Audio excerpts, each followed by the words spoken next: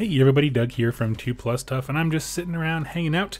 Just got back from work and changed into some comfier clothes. I thought we would sit down and get some Warcry terrain ready.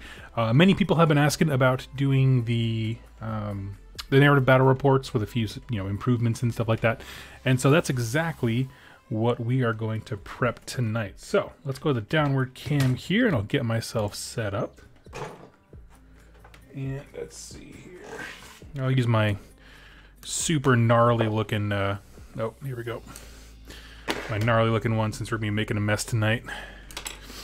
Let's see. And so, yeah, the plan basically is we're going to be dry brushing like mad people. So we have a little tower.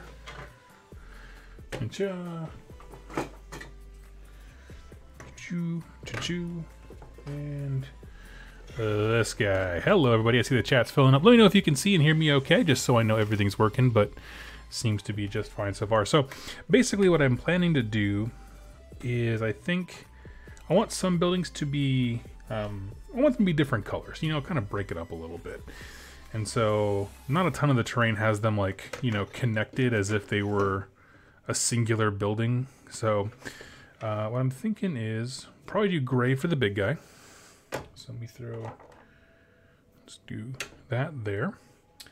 And what else? Let's see. I like some of the weirder colors. So Incubi Darkness, we're going to do that on this guy. We'll do, this is a Rakarth Flesh. We can do like a pearly type thing. We'll throw that on this guy. And,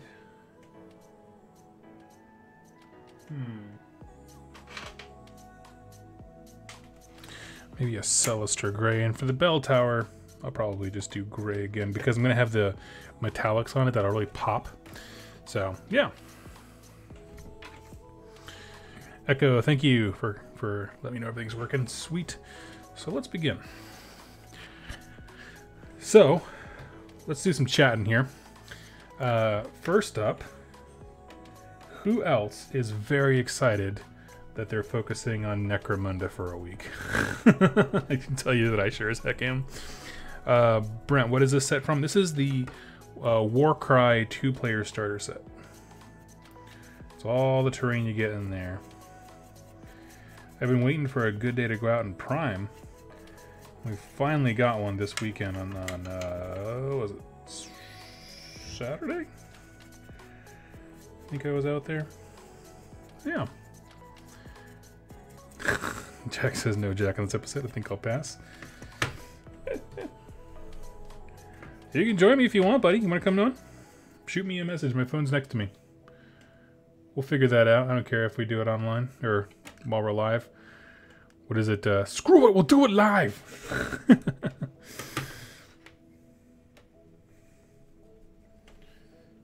Alright. Yeah, we're just going to start off with... I didn't quite get enough off the brush that time. Yeah, it's okay. At least Doug is putting out episodes. Oh, yeah. It's been a busy week. I have notes for several Maw Tribes videos. Honestly, if I'm super honest, it's kind of refreshing to have a book where I can go back to doing the it's the normal lore weeks that I usually do, where I kind of just focus on the faction and then the the heroes and the little sub things. Because the Cities of Sigmar one is just, man, it's just a lot. But been drowning lately in Cities of Sigmar and what's the other one? Well, I need to do more stuff for the War Clans. There's a lot in that book that I want to talk about, but yeah.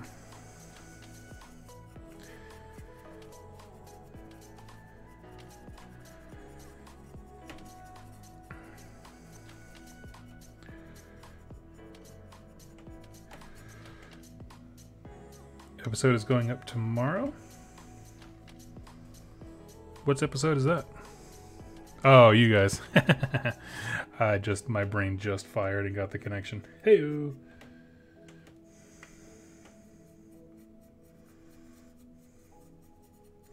There has been multiple weeks in my time doing this where I've had no videos due to personal problems or technical troubles, which is what's plaguing the rerolling one guys a little bit. Just happens. In the meantime, tell me this. What's everyone working on at home?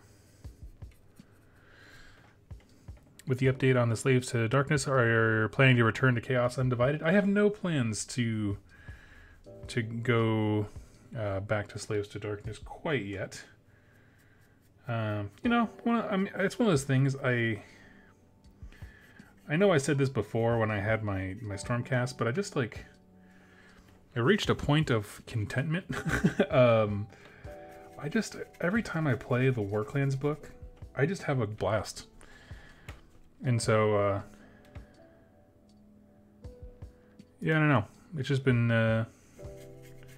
it's kind of kept me from other distractions, right? There, I had a moment where I was like, maybe I want to try something else. And I was actually considering a force of, what they call it, Flesh Eater Quartz that Jack has. But after a bit, I was just like, you know what? Like, there's just that part of me that gets really antsy about starting a new project. I was like, but I have an army that I like. Like, I just had to, like, talk myself out of, I don't know, whatever midweek crisis I was having. But now I'm good, and I enjoy the army. So, I love the models, though. They are looking pretty good for good old Slaves to Darkness. I'm curious what that hero does, the one on the reptile beastie. George Shaw. Hey Doug, just got the Ossiarch book. I'm looking to build an Immortus and Guard and Morghast battalion. Cool. Immortus Guard. Yes, those are the guys that I liked. Yes. In the brief 3 days that I was dead set on becoming a Bone Reapers player, I was all about the guard guys. I like that idea. I'm a big fan of like cadres, right? Like the Cities of Sigmar book kind of melts my brain with how many options there are. But the one thing about that book that I just like, I look at it, I'm like, one day I want to try that is the fact that you get if you have a smaller hero, they can have like a guard basically tank wounds for them. I was like, I just love that. Like thematically. So a few people asked, well, what terrain set? Thurgood and Zero's Hobby. Yes, this is from the Warcry set. I got it, and then I was prepping for Nova. That came out like not too far before Nova, and so I just didn't have time, and I threw together the Graveyard expansion set, right? The Corpse Rack Mausoleum, just to get something ready so I can do that narrative battle report that I put out a while back. And people really liked it. They responded well, and so I was like, okay, well, now I will invest time in this. Because one of those things that's like, I can use the Corpse Rack Mausoleum for a lot of stuff, even just like basing projects and display stuff, but I didn't want to paint all this if nobody was interested in the kind of battle reports I wanted to do, so I held off.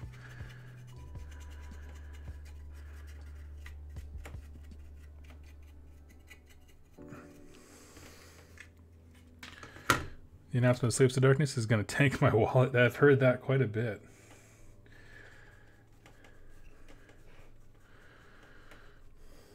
I've heard that a lot. Yeah, it's I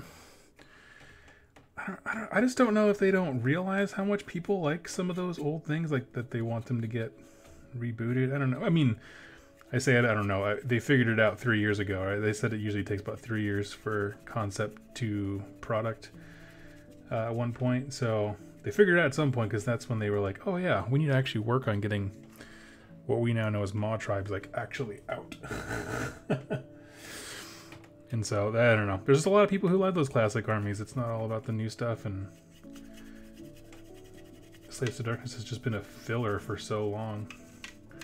Right, the whole book, I don't want the whole book to be like other Chaos Army reinforcements. I think when I had Jack on, we were talking about the reveal.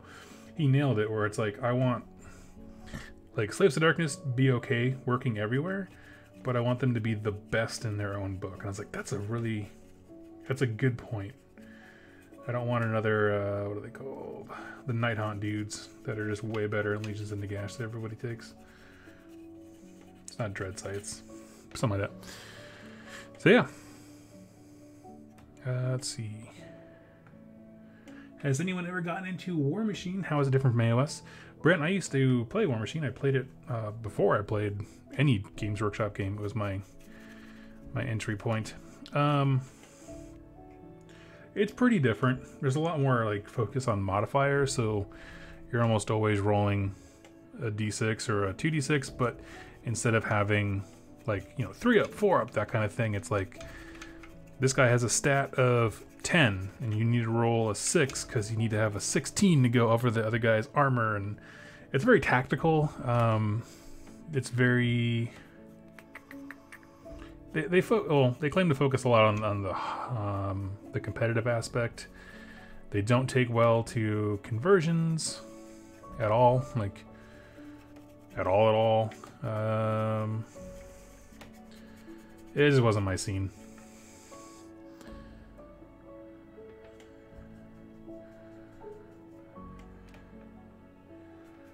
It depends on what you like in the game. Also, if I'm super honest with you, I don't know how long that company's going to be around, Privateer Press.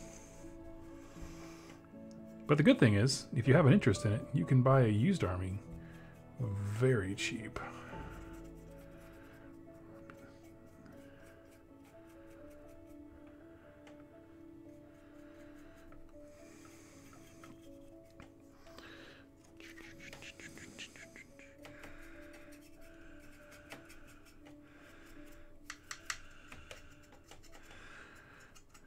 Let's see.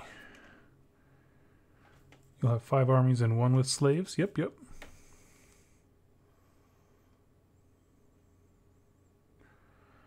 Let's see. George Shaw question. Do you think there are going to make new Chaos Marauders for the Slaves to Darkness book? Or are they going to put them in a Dark Oath book?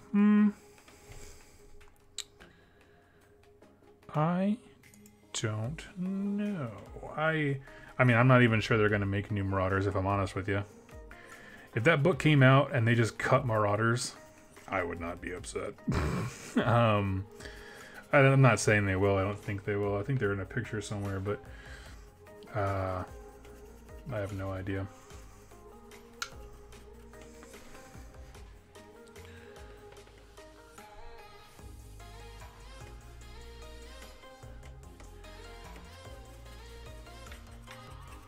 The models, they're not the worst. Like, I mean, there are other models that need to be retired beforehand. I don't think that they're the best.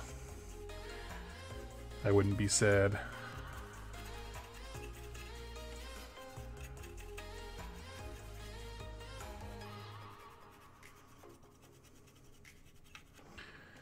Let's see. Question.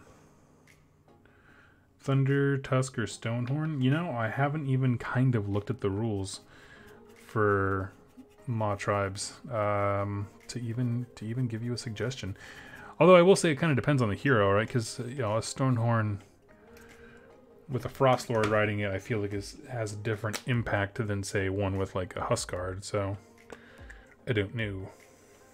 Depending, you know, what unit are you doing? Because the Beast is only a part of that equation.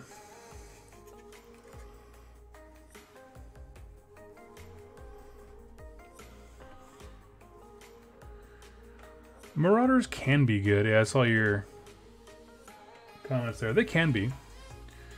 I just don't think the models are great. They're great in game. Like just having like one of the things I wouldn't be super surprised based on that preview. Sorry, this is clanging around. Was what if they got rid of the Marauder models, but they let you use your Warcry warbands as like collectively as cultists, right? You can take whatever warbands you want and just throw them together and they can be cultists. I think that would be kind of cool because they don't really know it, but they're all seeking Archaon's favor, right? They always see it in terms of visions from their various deities, but they're all seeking Archaon. I like that. I'd be super down.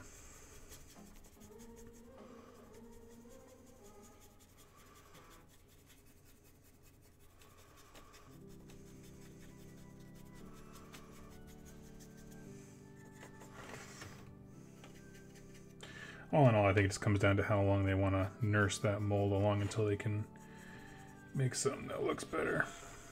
Right, I think at the end of the day, that's kind of what they're doing. Let's see, Brent, why do you say Privateer Press won't be around long? Oh, I mean, they lost a lot of the momentum for their product. You know, I live in their home base, right? Like I live in, near Bellevue, Washington, which is like literally where Privateer Press is, and the excitement level at the place that should be the most, you know, crazy is just dead. Every store is clearing out their stock. They're doing this weird thing where they're like, because they pitched themselves as this incredibly hardcore, balanced, competitive game. You know, I think they're finding out that, you know, people say they want competitive and balanced, but there's a lot they're willing to tolerate if the game is just fun. And I think that specifically 40K's current iteration is balanced enough for some people. Certainly the people who left in favor of Privateer Press games many moons ago. Yeah, I don't know. I just don't see a lot of support for it online. There's a lot of discussion. Like a lot of their products are flops. Like Monster Apocalypse is a fun game, but it's not generating the revenue as like their flagship stuff.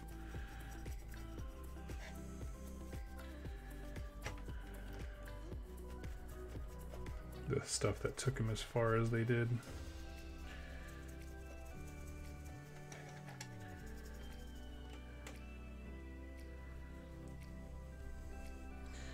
Even the Furies in the Warcry set are slaves to darkness. Yeah, yeah.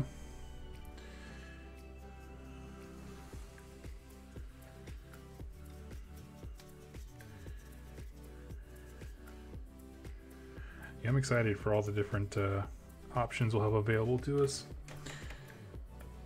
War Machine may be competitive, but I don't know if balance is the word. That's a good point. Well, when I say that they're striving for balance, what I mean is, so if you were to try to get into War Machine and Hordes right now, I can't remember the acronym for it, but basically they do this design thing where there's always a faction that's like in beta, and it's like an open beta where anyone can just play with the beta rules and jump into, you know what I mean, like you can play test it and then send in your feedback kind of thing. And that's fine in theory, right? Because in that way, like, oh, the community gets to decide what's balanced, and you know, I don't know what their logic is, but the problem is that I was going to jump into War Machine Hordes for this channel because I just wanted more stuff to talk about. I do love the models. I had a great time when I was playing it back in Iowa when I was part of a very, very non-competitive group. But it's hard when you're trying to jump in. You're like, okay, so what faction? Like all factions are playable, but this one, it doesn't really have rules, but it has rules for us to try. But I can't really give feedback if I'm trying to learn the game. I don't know. It put everything in a weird place. Hey, let's get Jack on here. Let's do this.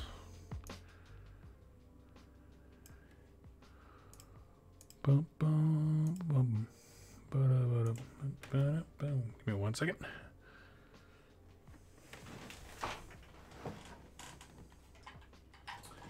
So, I don't know. You know, I don't crap on anyone's game. I don't, you know, just like War Machine players were crapping all over AOS when it first dropped.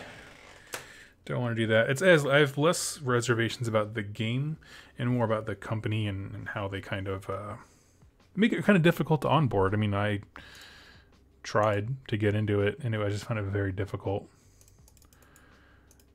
And on a weekly basis, I can go and actually like meet the people who design the game.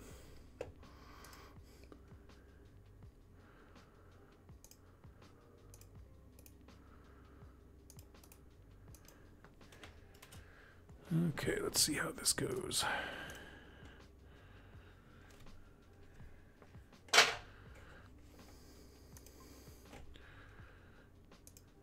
So, anyway, they've been my thoughts. Jack, check your phone right back, my friend.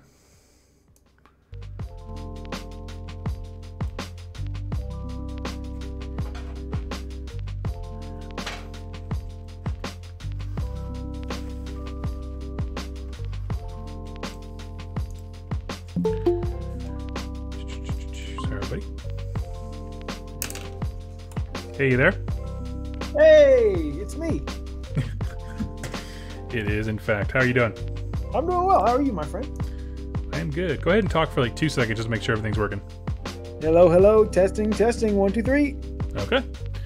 Sweet. If anyone has any complaints, it's all Jack's fault. Is it not working? No, it seems fine. Friend? Hey, who are we going to threaten to beat up this episode? What's up, man? I'm ready to punch Dan, dispossess Dan next time I see him. I'm going to send him back to Australia. What did he ever do? I don't know. What did Honest Wargamer ever do? I thought we just threatened to punch people. That's what's up. Okay, yeah. Well, I want to pick somebody I know I can beat, so... Oh my goodness. Now that I know how tall Vince Ventrella is, I'm not going to pick him. Yeah, you'd think he'd be some tiny guy we could throw in a locker, but no.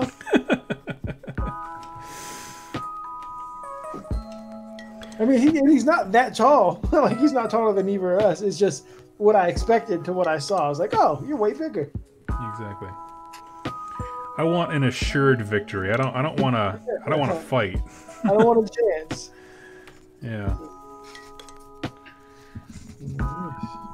That's funny. How's your day, friend? It was a good day. It was a good day. It was pretty light as far as delivery goes. It's like the calm before the storm, and just getting ready to move. Kinda. I need to start packing, honestly, so I'm not rushing.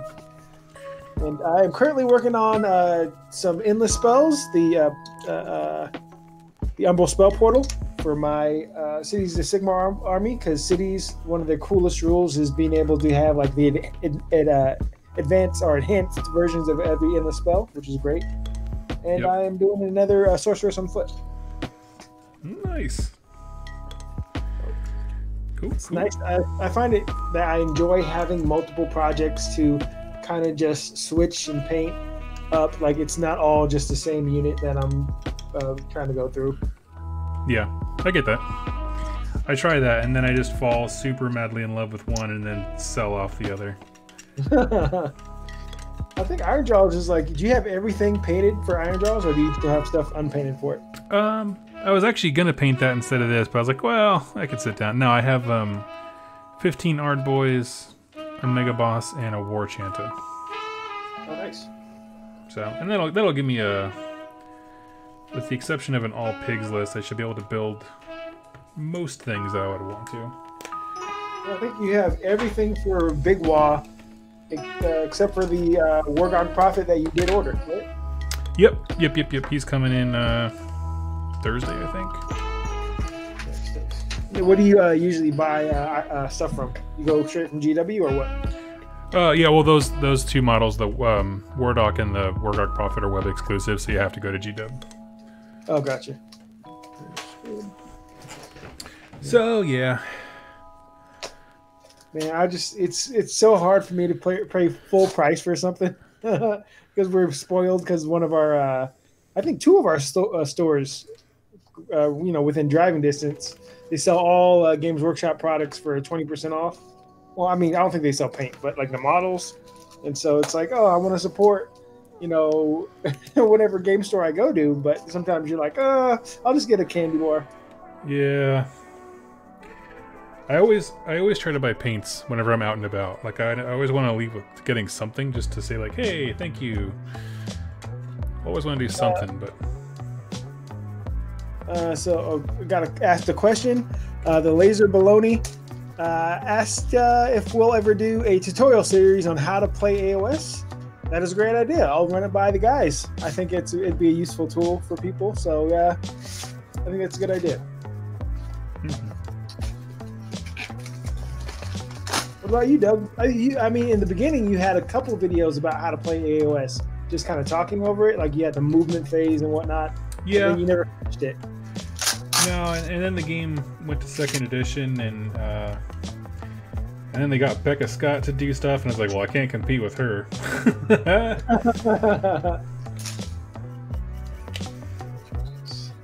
I don't know. Yeah, I just gotta... Because that's the thing where mine was just straight tutorial, whereas now I'm like, well, I'd rather do something that's a little bit more in-depth in terms of like, you know, here's how you can move smarter kind of thing, instead of like describing what the movement phase literally is, like she does. Like, here's how you can get just a little bit better as a player. You know what really helped me get better as a player? What's up? Like, you forget that you can retreat. And I would always like, oh, I could have just, I didn't have to sit there and die. I could have ran away and got the objective. You know, I remember it, and oftentimes I still just choose to sit there and die. Yeah.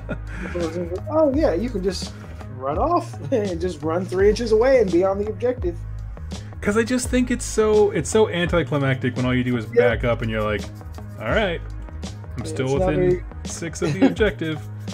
It's not very cinematic. Like, I don't remember this happening anymore. Yeah. Never heard of that in the books, of an orc just backing up 6. Yeah, exactly. I'm a corn berserker. I don't think I'm allowed to leave combat. That's it's weird.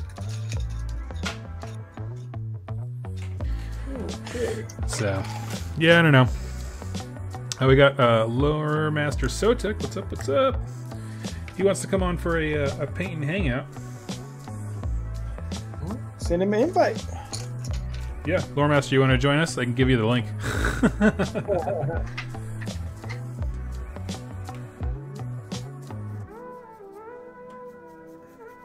It is nice having a color scheme, because I'm painting my city just like my Stormcast army.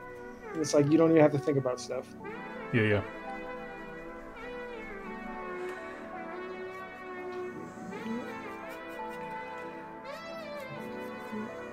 Now, when this terrain gets done, are you gonna do more battle reports? Yep, that's the plan. I like the terrain because it works great for AOS too, just like scatter terrain or something. Yep. Okay, let's see here. I got a solid sure why not from Sotek, so let's do it. Let's invite him. Awesome. Tell him no swearing. I've never heard him swear. I mean, I don't know. I tune in here and there, but... He has a mouth like a sailor, man. Oh. All right. Lore Master Sotek, I have sent you the invite via Twitter. Sweet. It's that simple. So anyway. What you're working on now?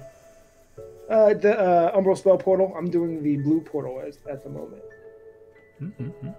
So my goal today is to finish the Umbral Spell Portal, which I'm probably 80% done, and another Sorceress, which I'm another 80% done. So if I finish these two, I feel like I've made progress. Cool. Because I have a lot of mostly finished painted models. Isn't that the worst? When you're just like, I'm so close to a lot of things. Yeah, just so much of this is almost done, but you just kind of, you know, just lose motivation and nothing. It's like, it's nice to start a new model. It gives you that, you know, that new model feeling you get. Just like my favorite way to play Total War, which Lore Master Sotek, he's one of the biggest Total War guys on YouTube. I like the first like 50 turns. As soon as I get past that, I lose interest and I start a new game. Well, he's on with us now. How you doing, Lore Master, my friend? Oh, I don't hear him. Oh, me either. Hello, hello. Okay, well, while he is figuring that out, I'm the same way. Like, Hi. Hello? Can you hear me now? Yes, I can. Oh, yes. Hey, big fan, Lord Master, big fan. Yeah. Hey, what's up, guys? Hey, how are you? I'm good. Yeah. I'm also a big fan of y'all's stuff. Oh, thank Oh, you. thank- That's really cool. What are you working on tonight? I am actually, we did our first Age of Sigmar game live on Tabletop Simulator last night, and a bunch of people want to start playing, so I'm trying to organize a Path to Glory League for an online group. Oh, that's awesome. That's awesome. Like, I bought that in order to play AOS online, and then I just looked at it as like, this is way too complicated. AOS in person. But it looks really cool. Yeah, so we're getting it all finalized tonight, hopefully, but we got like 12 people signed up, so it should be pretty good. That's awesome. Are you looking for more? Oh, yeah, we're always looking for more. Oh, cool. If anybody's interested in joining, is there a place they can hit you up at? Yeah, you just got to go to our Discord, which I have a link for that if anybody needs it. Awesome. You can find Lore Master of Sotek on Twitter. It's like L Sotek. Yeah. There we go. Go follow him on Twitter, especially if you want to get better at Total War Warhammer. Now, you just got back from Europe, right? Yeah, I was one of the hosts for the ever-chosen Total War Warhammer tournament in England, so I was over there for that. That's awesome. That's a big deal. Mm-hmm. That is a big deal. Congratulations on that. Oh, thank you. It was a lot of fun. I love going over there. Yeah, I like Milk and Cookies Total War and Italian Spartacus. I like those two guys. You are my three favorites. They're great. You know, I see Italian was there. I see him every time I go over there. Oh, Party Elite too. He's pretty cool too. Oh, yep. Love Party. I co-casted with him this last time I was there. Oh, awesome. So it was my first time meeting him in person, so it was a lot of fun. Sweet. Now, is this online? Can you go watch it at all? Yeah, you can find it on YouTube, or on YouTube you can just type in Ever-Chosen Tournament, and you'll find it. It was the most recent one, but it's on Total War Warhammer, or Total War Official's YouTube channel, and it's also on the Total War Official Twitch channel as VODs. Awesome, appreciate that. Now, if you were to rank the Total War YouTubers, where would you put yourself? Ooh. As far as like skill level? Yeah. Of the ones that are primarily YouTubers, I would say I would put myself in second or third. Oh, really? Okay. But I play the game a lot. No. I think I have.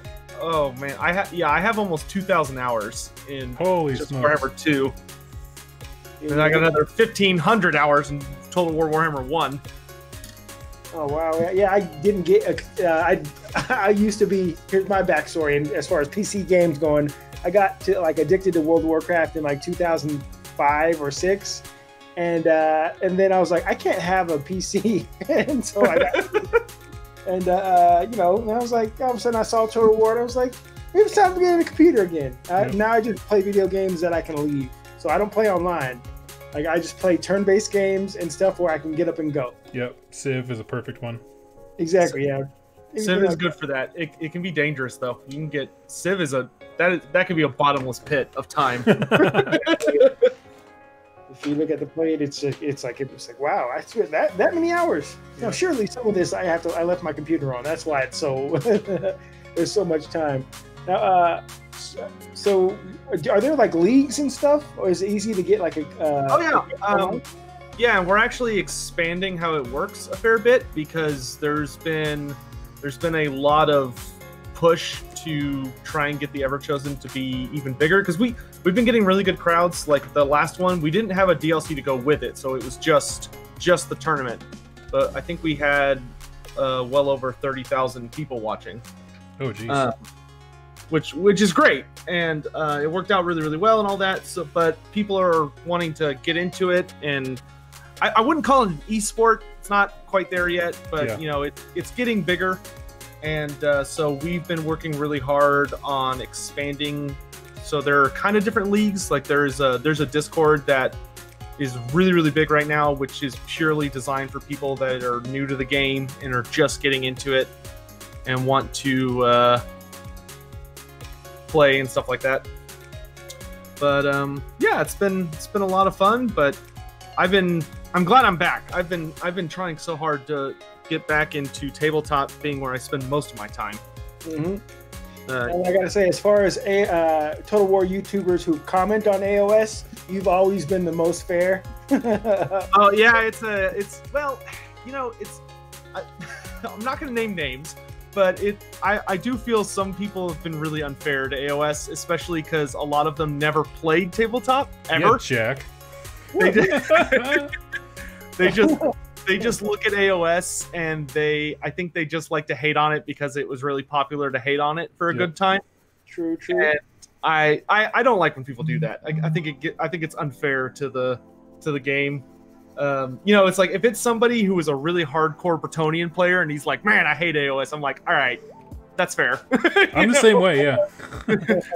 But like, especially if you didn't even play it, like, I don't know, that I feel like then you're just jumping on a bandwagon you don't really get. Exactly. I'm gonna say the same thing.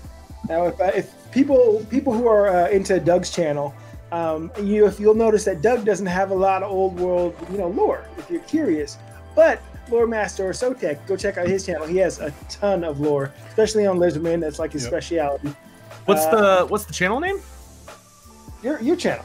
Or Master. Oh, my channel. Oh, yeah. Sorry. I thought you were saying. Sorry, I thought we were talking about someone named Doug. That's me. Okay. I'm Doug. So, real quick, I will say I am super bad about like normal names. Oh, it's all good. Even when I'm over in England, like I know. So it was me, Party Elite, Turin, and Italian Spartacus. But like that's just what I call everybody. Is like whatever name I learned you first by, that's what you get. Okay, that's right. I'll be 2+. That's all good. Who are we talking about? Yeah, but if you're into Old War lore, go check out his channel. He's got a lot of great stuff on there. Because I get everything wrong, I'm told. Yeah. He thought Lustria was underneath like Araby in the old world.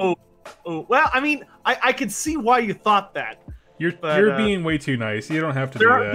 There are lizardmen south of Araby. Yeah. So I mean, I see where the confusion came from. That's understandable. No, it's okay. Everything I've had to learn about old world stuff, I pull up like the fantasy wiki, and after like the Marathi one, I was like, I'm not doing this anymore. Yeah, the wikis are pretty notorious. Because like it's funny, the wikis, I forget which one it is off the top of my head, but there's one that's 99% memes, yet it's the most accurate one. But because it's all like memes, it's not the best for if you're trying to like get a storytelling perspective on it. Yep. And a lot of it refers to kind of more tabletop stuff. But yeah, I'm just now that we're wrapping up for thankfully, one of my moderators is handling getting the Path to Glory stuff set up, so I just have to check the Google Doc to make sure everything's right. But hopefully, can get started on some more night haunts tonight because I'm trying to get my army finished. Nice. You're from Texas, right? Yeah, I'm up in the Dallas-Fort Worth area. Okay, so there's probably plenty of games and game stores to play AOS. Yeah, we have the Warhammer Citadel right down the street from me, which is the one that sells Forge World models and stuff. Oh, perfect. Well, hook me up. I need some stuff. That's awesome, man. Hey, I am always open to if anybody wants to PayPal money and just have me pick up them a Forge World model and ship it. I will do that in a heartbeat for anybody because it is so much cheaper than trying to get it online. Know. That's really cool. Now, how many games of AOS have you say you got it? Is it just the ones online?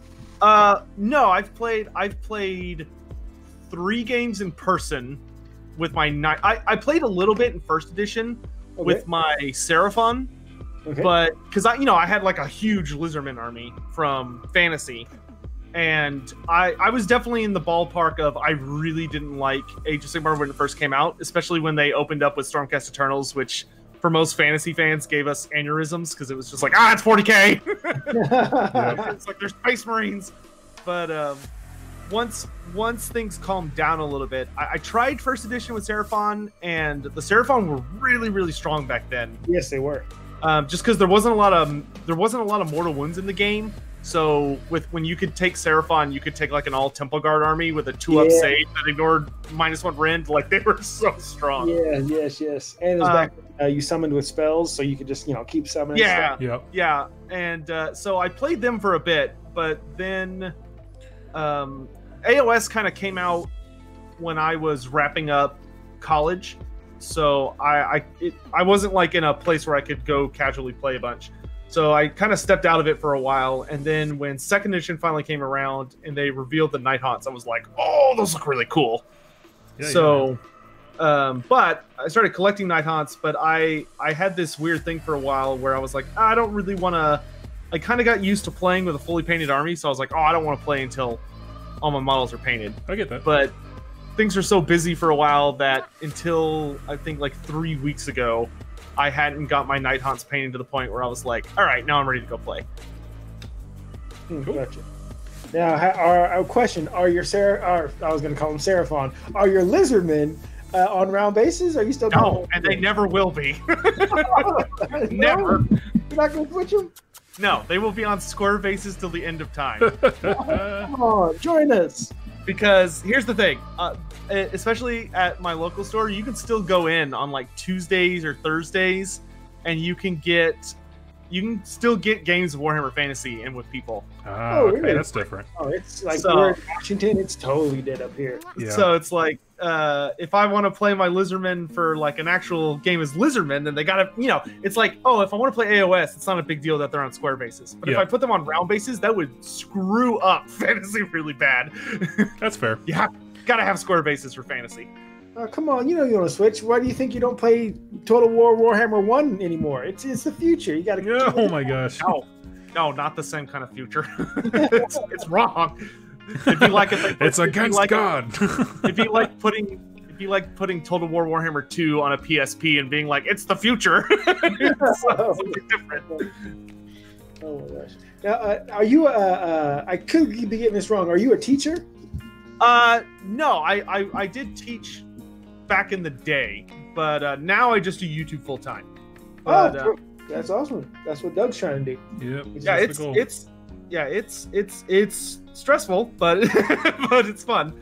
Yeah. Yay! But, no, my road was near the end of college. I was a professional musician until I got an injury, so I couldn't play anymore. So then I did teaching for a little bit, and then I did, I worked for a lighting company after that, and then YouTube picked up to the point where I was like, I'm just gonna do this. What did you play? Instrument did you play?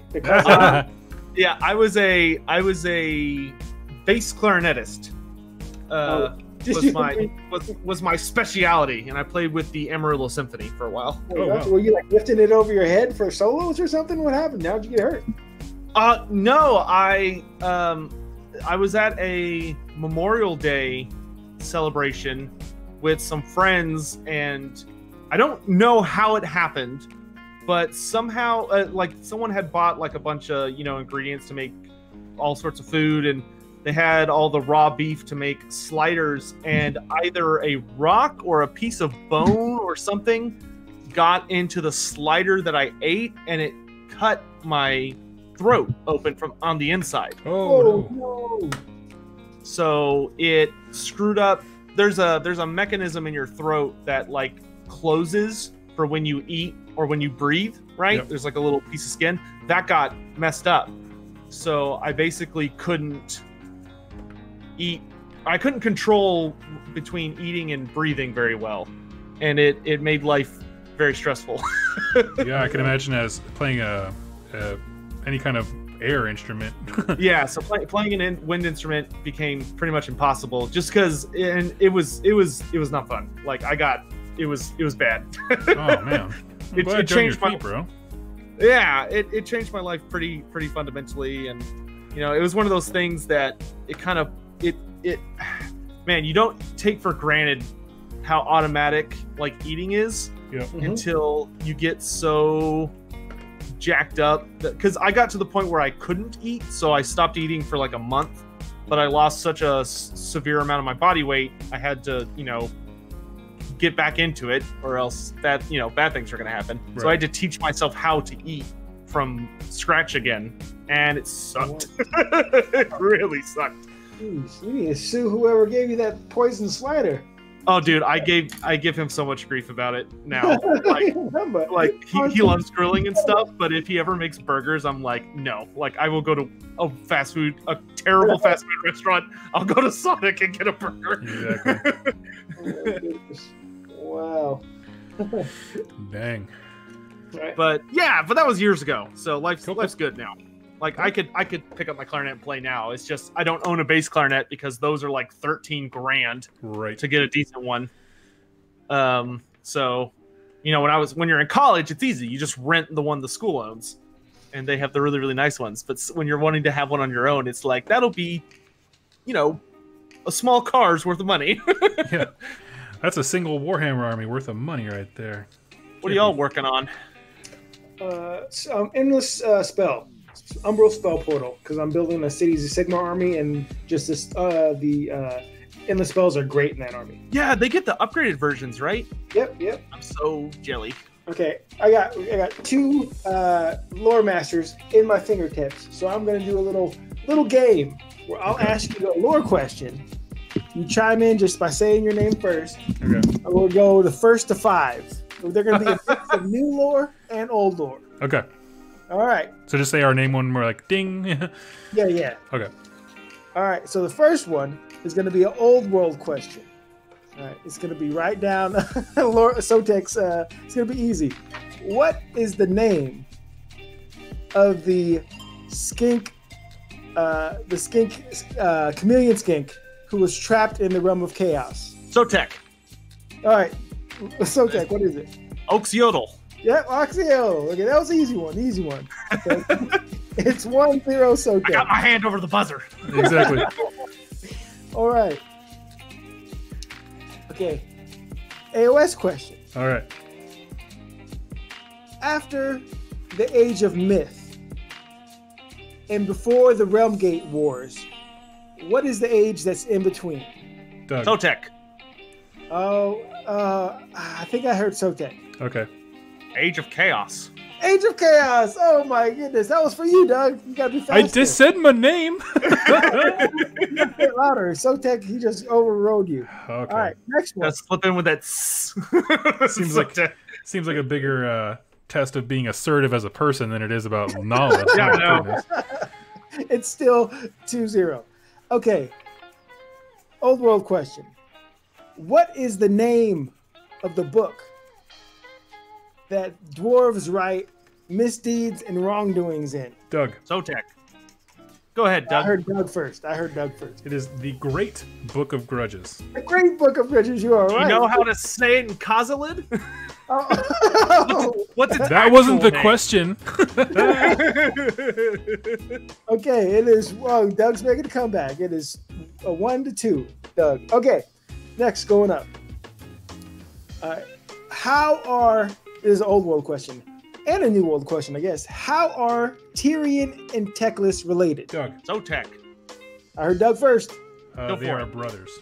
Brothers, that is correct. It is now 2-2. It's tied up. First to 5 wins. Okay. How many chaos gods are there in Sotek. Age of Sigmar? Oh, okay. Sotek still. Wait. Oh, Sotek got it. Okay, go for it. There are technically 5.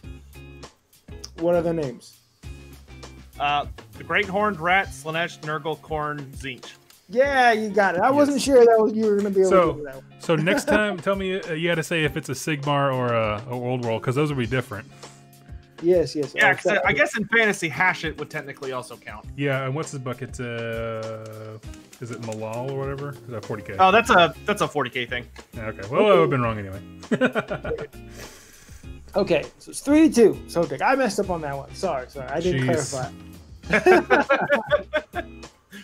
Does anybody in the chat have questions? I'm trying to make these up off the top of my head. Okay. All right. Oh, man. Okay.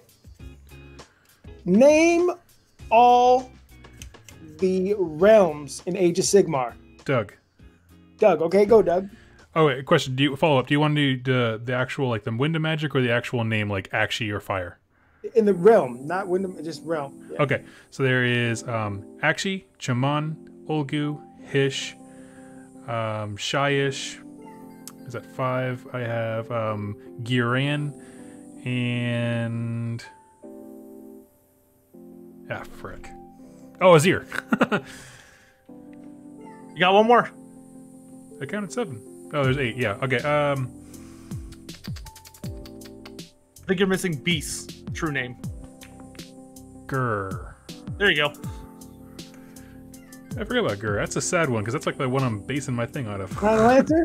I'm really hoping we get an expansion in Gur at some point because Yeah. it seems like it'd be really exciting. What are you wiping your brush on, Doug? Is that a towel? Yeah. It's a towel. What does it look like? Just a hot turd on my desk or what? And I'm gonna have to. You forgot the realm of chaos, my friend. You specifically said the 8 realms. You can't go to chaos. I didn't say 8 realms. I said B realms. You're just a worse version of Trebek. Keep going, show host guy. Go back. Rewind the tape. Rewind the tape. I did not say it. I said the realms in Age of Sigmar. All right, so it's still 3-2 for your Lord Master Sotek. Okay. Let's just keep getting it like just slightly wrong and see how many questions he can actually come up Oh with. yeah, that's a real test. Yeah, let's do it. Oh no, no. Oh my gosh. All right. What character in the Age of Sigmar Sylvaneth army, what model used to be a special character? Sotek. Oh, is this, Doug. okay? Go ahead. Question. Special character in the Wood Elves army or special character in the High Elves army? Because there's 2. Widow. Drycha. I got it. What? Doug. It What? is Durthu. Durthu Drycha used to be a What's a character. special character? Durthu is no longer a special character, but Drycha still is. Oh, he said no longer a special character. All right. I missed that caveat. I know, right? Some show host, right? You know, he's not Yeah, really you explaining the forgot to say questions. that. I forgot to say that. That's why His you judgments are a little hand wavy. What? It's been long. I've been working. All right. And now it's tied up 3-3. Does anybody? Oh, okay. Here's got one. Slippery Tiger in the chat. Name all of the dwarf gods. This is for the old world. Sotek. Sotek, you got it. The big 3. The big 3 ancestor gods are Valea, Grimnir, and Grugni. Oh, he even did that. Grrr. He added the little. Oh, that's guy. You'll get more of that if you go to his channel. And also any Spanish channel. So Dude, that is, I can roll my R's on like 2 or 3 words max. I'm a sad Texan. oh my gosh, I do not like it when you call them bone daddies, Daniel. Now go away. I think it's 4-3, right? All right, it could be over. It could be over. All right. Oh man, no, Doug wouldn't get that one. I won't do that. Let's see. All right. Okay, this is going to be an end times lore. Oh, Doug, okay. you got a little bit of end times. All right. Name the high elf god, or just the elf god, who tricked the Bretonnians into believing that she was their Lady of the Lake. Sotek. Go for it. So It was Lilith. yes, that is right. That is the lore master Here you go. of the internet is lore master of Sotek. You win, sir. Everybody goes up to his channel. Yep. And she was an absolute jerk. Oh my goodness. Or it could be Ladriel, Lady of Mist. I don't know. She has too many side names. See, I read that part, but I was just getting into like Games Workshop games, so like I read it and I was like, I have no context. Why does it matter if she pretends to be this Lady of the Lake? I have no, you know what I mean? Like I had no context for it. Yeah. Because she's the rudest. She's just super rude. Her end speech to oh gosh, was it Tancred? Was just the worst when she like explained her logic behind it. You've read all the end time books as well, Doug, haven't you? I read through them quickly to do my lore video, but the only one I spent real time with was the Thankful one. I thought that was legit. Yeah, I listened to Vince and two other guys break down the all the books. So I feel like I've read them all. You know, pretty much. That's one audio book I wish they would do. End Times? Yeah, I wish they would do that because, like, as a person who grew up playing Warhammer in the '90s, then in the early 2000s I stopped until 2017. There was a lot of stuff. Well, it was nice because I wasn't attached to the game anymore, so I wasn't upset about the end times like a lot of people were. Right. But I was curious on what happened in this intervening 15 or 10 years that I didn't play Warhammer or didn't even pay attention to what was going on. And that was Lore Master. Again, that's how I found you. I listened to a lot of your videos and stuff like, oh, this is what happened. And hearing those guys break down what happened in the end times really helped. Yeah. Awesome, man.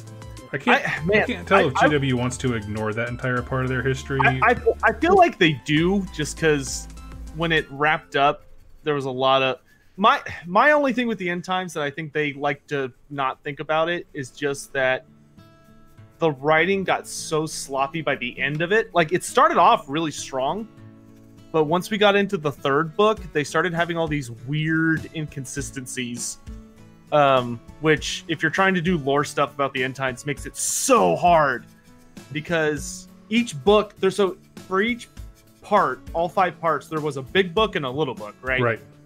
And the big book is like more of a broad, covers the entire time scale, and the little books focus really, really specifically on a single storyline within that broad event. But depending on which version you read, completely different things happen. Yep. Just because the writers, I guess, were too lazy to check in with each other, and they had different writers write the small books and the big books because they were trying to get them out so fast. Well, it's weird because they've done that with 40K, where they have a campaign book and then a smaller book to go with it that fleshes it out a bit more.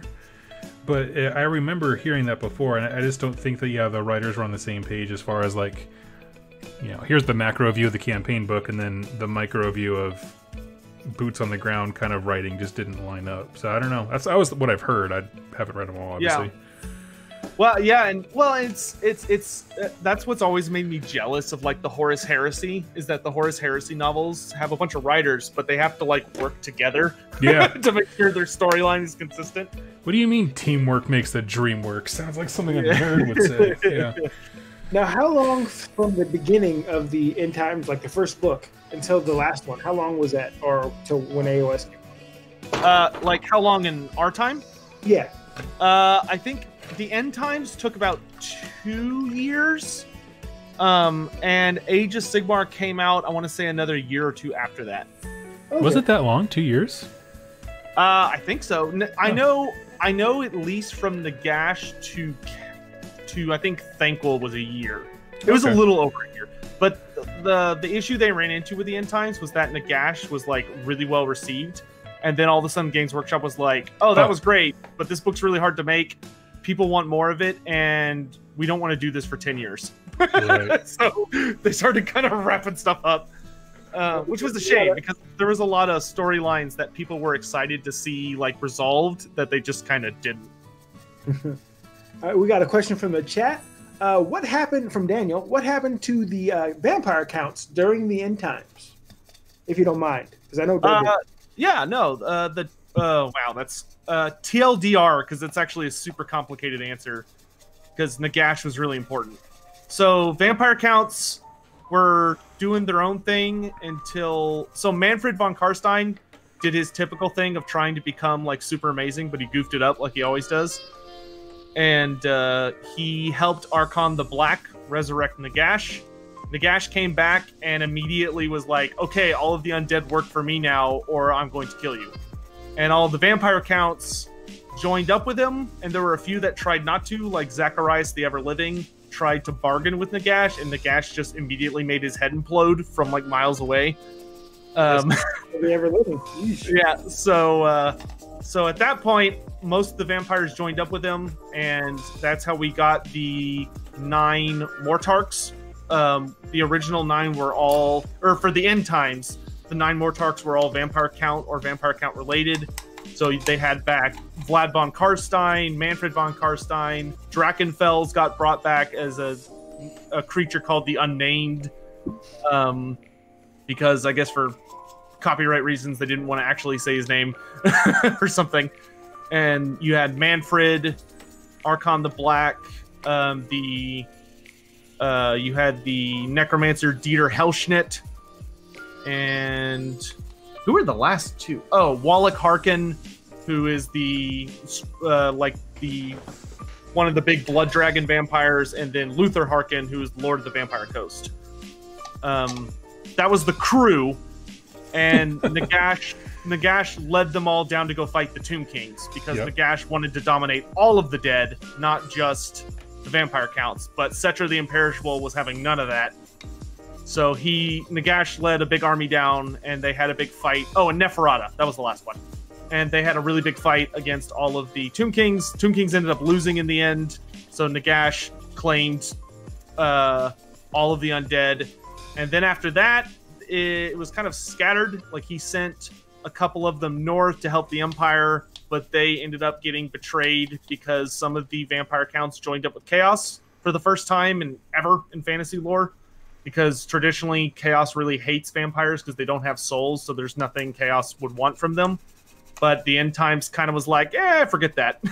So Wallach Harkin, who was one of the original Blood Dragons, he joined up with Khorne, which made sense. But then Vlad offed him immediately because Wallach didn't know how to cast magic, and Vlad did, and that was bad for... Wallach was riding this big zombie dragon. He's like, I'm invincible, and Vlad's like, okay, and used necromancy to take over his zombie dragon and had to eat him. Oh, well. Nice. Because Wallach was really good at fighting, but he was terrible at magic. How big are these books where they can describe this whole thing? Oh, they were the original Nagash book. I think is like 300 pages. They were big ones. They were like the Rumgate War books, Jack. Oh, okay. Yeah, most of them were about the Nagash was the largest book, and it was huge because it covered a ton of different storylines. But after that, they all kind of scattered around, did different things. Like Vlad von Karstein went to fight in the Fall of Altdorf, where he survived it, but Altdorf was destroyed in the end, even though Nurgle ultimately lost. But for most of the big vampire counts, Vlad von Karstein dies in the last book to save his wife, Isabella von Karstein, because she got possessed by a greater demon of Nurgle, which is a long story. But he basically committed suicide holding her so that they both died, but he put his ring of resurrection on her. So he died for real, and she died, but then immediately resurrected without being possessed by a demon. So that was a bro move on his part. I mean, it's bad that it didn't work out because she's not an AOS. Yeah, I know. He saved her and then the world exploded. Yeah. We haven't seen her since. Neferata basically watched over Nagash's empire in Sylvania and just stayed there until the world blew up. See who the other vampire count characters that are relevant. Heinrich Himmler, he died in the first book. He tried to betray Nagash and Archon the Black, and he had a big duel with Archon the Black, but Himmler built up too much magic because the Dark Gods kept blessing him, and they blessed him a little too much, and so he miscast and he exploded and died. Oh, wow. It happens. Let's see. Wallach Harkin got killed by Vlad when he turned over to Khorne. Drakenfels betrayed Nagash. Is this all off the top of your head, or are you like at the Wikipedia? No, this is off the top of my head. Oh, man. That's what I do. You better hope he sticks to Old World Lord, Doug. It's like, this is what I do. This is what I do for a living. I got to do it off the top of my head. I never claimed to be a walking encyclopedia. But that's the main TLDR, is that the vampire counts all joined up under Nagash. They got turned into what we knew as the Undead Legions. And then after Chaos got too strong, all of the other factions joined up together. So the death factions of the Undead Legions joined up with all the Order factions, who then managed to somehow convince all the destruction factions of the Greenskins and the Ogres to all team up. And then they fought Archaon, and then they won, and they would have won, and the world would have been saved, except for Manfred walked up behind Balthazar Gelt and stabbed him in the back. Gosh, spoiler alert. God.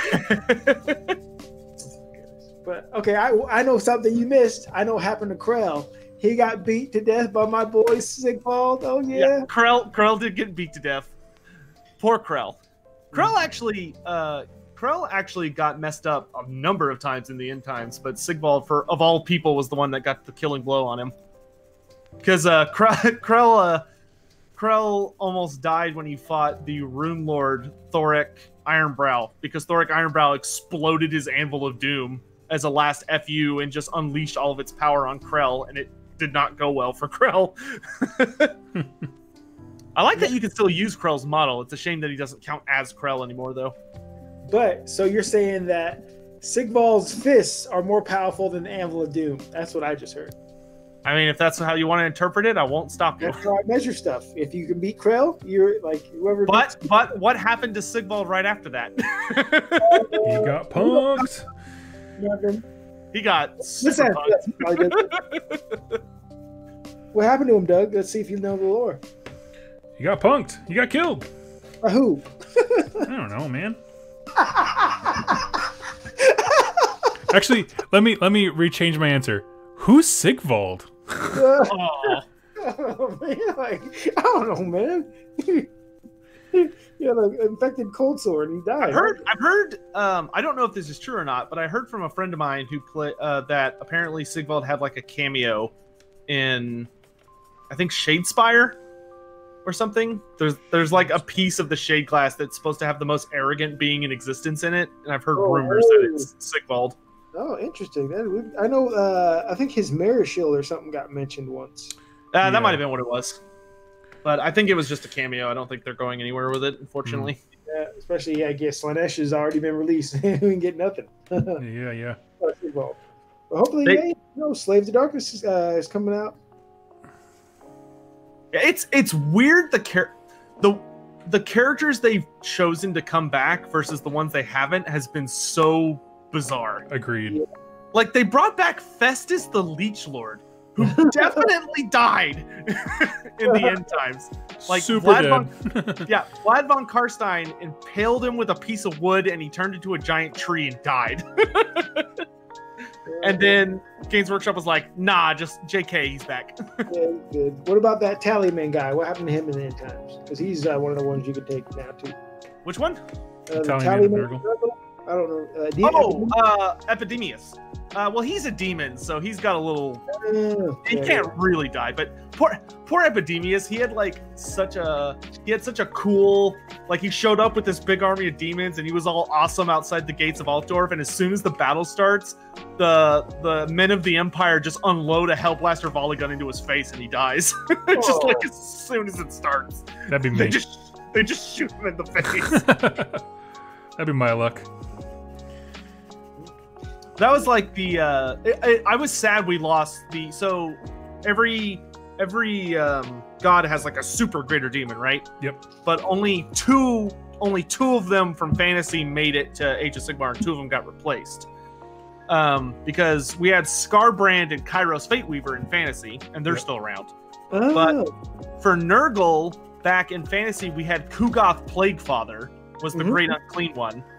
And he never got a model, which was a shame, but his rules were super funny because he was a great unclean one that had a palanquin being carried by Nurglings, right?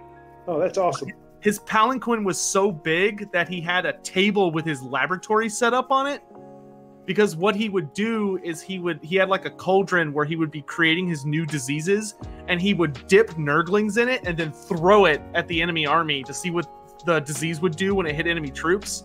So in tabletop, his rules were that he was a great unclean one that counted being on a palanquin of Nurglings. Yep. And he also counted as a stone thrower, except for he would throw exploding Nurglings at you that ignored armor. That's awesome. But he got replaced by the Rainfather, who is a very cool model. I love the Rainfather. Yeah, and I love his story. He has one of the spells I hate the most because it's a table-wide spell that does mortal wounds. Oh, that sounds amazing! It's brutal. I hate that spell. I need to reread my Rotbringer book. I have it there. I just haven't read it in a while. But and then for Slanesh, we had my favorite Greater Demon, even though Games Workshop always did him dirty in the lore, which was Nakari. Because Nakari You know how a lot of settings, like to show how awesome a new character is, they will kill this like powerful thing. Nakari was the guy who always got gooned to show how awesome somebody else was. I love it. He shows up so many times and just gets slapped every single time. Like, he got killed by Tyrion and Teclis. He got killed by Malekith. He got killed by Tyrion and Teclis 3 times. He got killed by Anarion, the first Phoenix King. Poor Nakari just died so many times.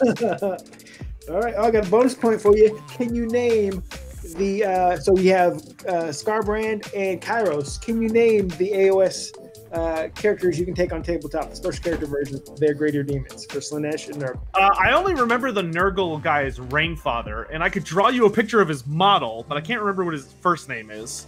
Or his like name. I know his epithet, but not his name. Off the top of my head. His name's Rodigus, and the Rodigus, that's right. And then the greater demon of Slaanesh is Shalaxi. Shalaxi, the greater demon specialist murderer, which is such a cool storyline. Yeah, she's. I played her a few times. I'm not impressed. She's not very strong. I tried to kill a couple of heroes, and I was just like, well, one was Lady Olander, and the guy kept making his ethereal save, so there's nothing actually good there. I was like, hey, I'm supposed to be able to hunt, bloodthirsters. I can't freaking kill Lady Olander. Dude, yesterday on my channel, we played a 1,500 point game of my Night Haunts versus a friend of mine, Sylvaneth. Mm-hmm. I love Night Haunts, but the problem with Night Haunts is they are an army that is 100% about if you cannot make your 4-up save, you suck. Yeah. Excuse me. Oh, it's brutal. It was one of my, like, you have these armies that you hate seeing across the table. They're like your boogeyman. Yeah. Night Haunt, because I played High-Rend Stormcast, and Night Haunt does not care about like high-rend shooting. Couldn't care less. No, I just hate to see them across the board. That's awesome. Do we have a lot of Night Haunt players locally? We have Alex Gonzalez? Yes, Alex Gonzalez. Great player. Sorry about that. I had to answer a phone call. Oh, you're fine. Where are y'all at? Like, where are y'all located? Seattle. Yeah, Seattle area. I know.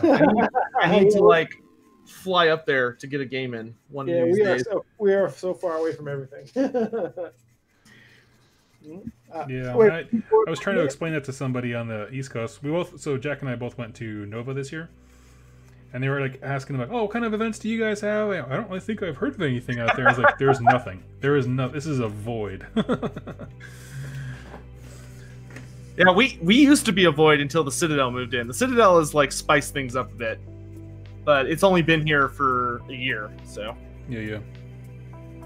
Nighthawks need to maximize mobility. Yeah, that's probably the problem, was that for 1,500 points, I decided to be cheeky and bring a black coach, which isn't that good of a model anyway. I just like the way it looks. Yeah. But I probably should have spent a lot more points on just building up mass. That way I could turn around and capture the coach. Because I was doing so good. Like, he was playing Sylvaneth, and I was pushing him back. He had 2 treemen, and I was chopping him down. And then he got the double turn, and my Night Haunts just got obliterated by the Kurnoth Hunters. Because going to go twice in a row before I could resurrect any models, I just got stamped. No, so, Warmaster, how long did you play regular Warhammer Fantasy Battles? I started playing Fantasy when, let's see. I started playing Warhammer Fantasy in 2001. Okay. When I was around 2002. I started playing Warhammer Fantasy in 2002 when I was only 10 years old. I was going to say, like, we're not that far off age-wise, I believe. Yeah, and I feel you guys. I'm right there with you. Whatever. Young whippersnappers. You were signing up for AARP in 2001. Hey, put me on my cover. Don't know my real age. Hello, fellow youths. Hey, let's get lit. Exactly. Dab on them. Night Haunt ratchet. Go ahead. my folks were walking around. There's a city near here called Grapevine, which is funny enough where the Citadel is now. But there used to be a Games Workshop in a mall there, the Grapevine Mills Mall, and it was just kind of tucked away in there. And my folks were walking by, and they're like, "Oh, that looks like something our ridiculously nerdy son would like." So my folks took me there, and I was allowed to buy a few models, and I just started picking up Lizardmen because originally I was like, man, I want to get something with a dragon, and they were like, all right, well, your options are elves, and I was like, ugh. So I decided to go with the all dinosaur army, which was a great decision. Right on.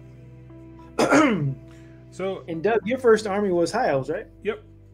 Gotcha. Yeah, well, I mean, so I played War Machine for a few years, and then when I moved to Seattle, I saw that they actually had quite a big scene. The channel called Dimensional Cascade used to do quite a bit. They had a podcast and everything.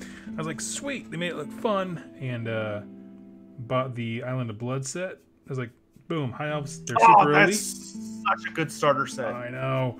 I was like, High Elves are elite. That's good. That means it's going to be somewhat cheaper, and then the game blew up. Somebody lied to you, my friend. Yeah, I mean, go ahead. It's like it could have been worse. I always felt my friend growing up was a High Elf player, so like I got into it, and I got one of my friends into it very quickly afterwards. He played High Elves, I played Lizardmen, and that. So oh man, I fought so many High Elves growing up. Like I am like bored to tears of fighting High Elves for the rest of my life, just because I played so many games over the next like 15 years against High Elves. But getting the AOS because there's all the High Elves. Yeah, they're all squatted. Exactly. Yeah, I heard about that. But it was really, I felt so bad for him growing up because in 6th edition, which was the edition I joined in, and Warhammer ended at the end of 8th edition. But in 6th edition, High Elves are very fondly described as the army you would collect because the models were very pretty. Yes. Because that was the only thing they had going for them. They were terrible. Oh, they were so bad. Just because their models were so expensive. And in 6th edition, there used to be a rule where if you were fighting in combat, whoever charged got to go first. And always strike first wasn't a thing. So the High Elves were like, they had okay initiative, but they didn't have any armor. They were all toughness garbage. And, you know, the High Elves are basically made of like confetti paper. And you would charge them and just kill tons of them. And we used to have a rule in 6th edition where when models would die, you would pull them. It was like, oh, you're going to kill the person you're attacking. Yep. So right from the front.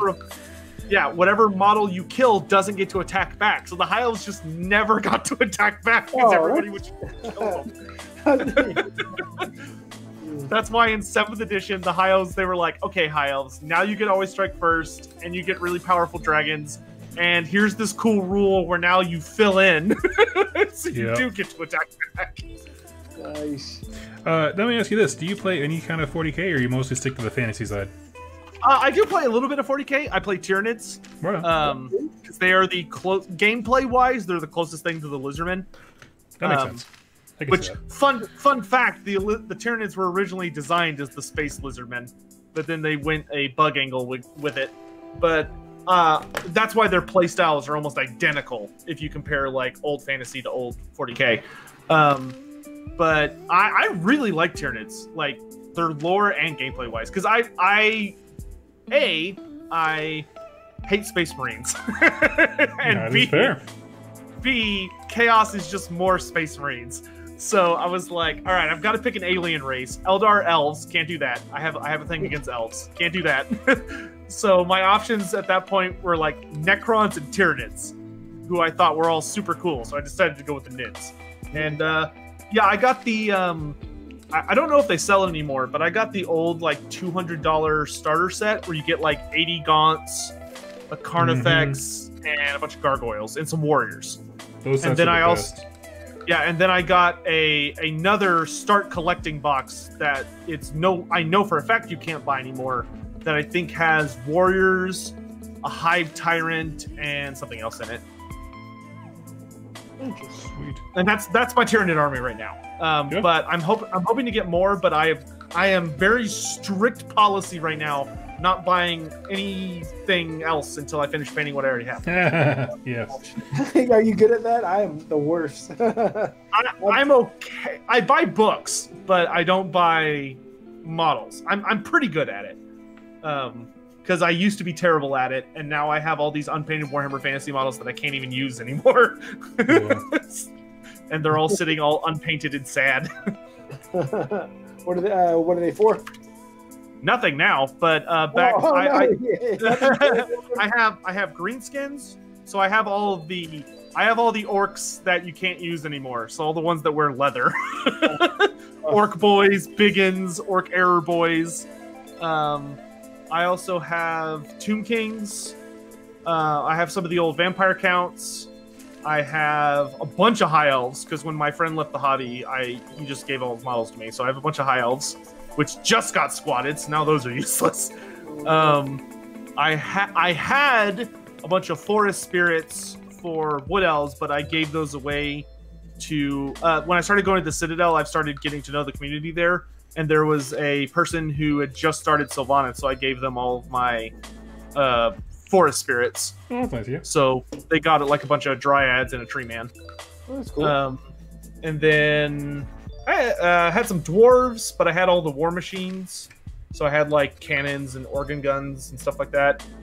And then I had tons of lizardmen, tons and tons and tons and tons of lizardmen, and some warriors of chaos from another friend who got out of the hobby, which I actually just got the rest of his army just this past weekend, which I was really excited about because he ran a Slanesh themed Warriors of Chaos army, and to spice it up, he decided to, the way he played his army thematically was that he was like, okay, so I have got all these Warriors of Slanesh who all have like gems and gold and silver for all their armor and stuff, and like lots of jewels, and he wanted their mounts to fit that aesthetic.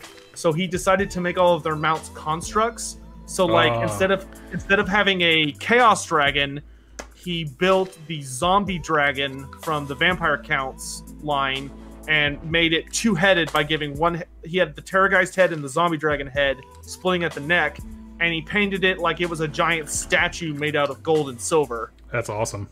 So instead of bones, it was like all metallics. And then for his chaos and for his juggernauts or his skull crushers, which are the Khornite warriors on the big juggernauts. Yep. Instead of that, to make them Slanesh themed, he ran the purple, gold, and silver Chaos Knights riding on Tyranid Raveners that were built as gold and silver constructs. So they were all like serpentine with a bunch of arms and stuff. So they looked very Slaneshi. Oh, and he nice. just gave me those. So I'm just popping off the warriors and like, boom, I got Raveners now. I just got to strip the paint. That's cool.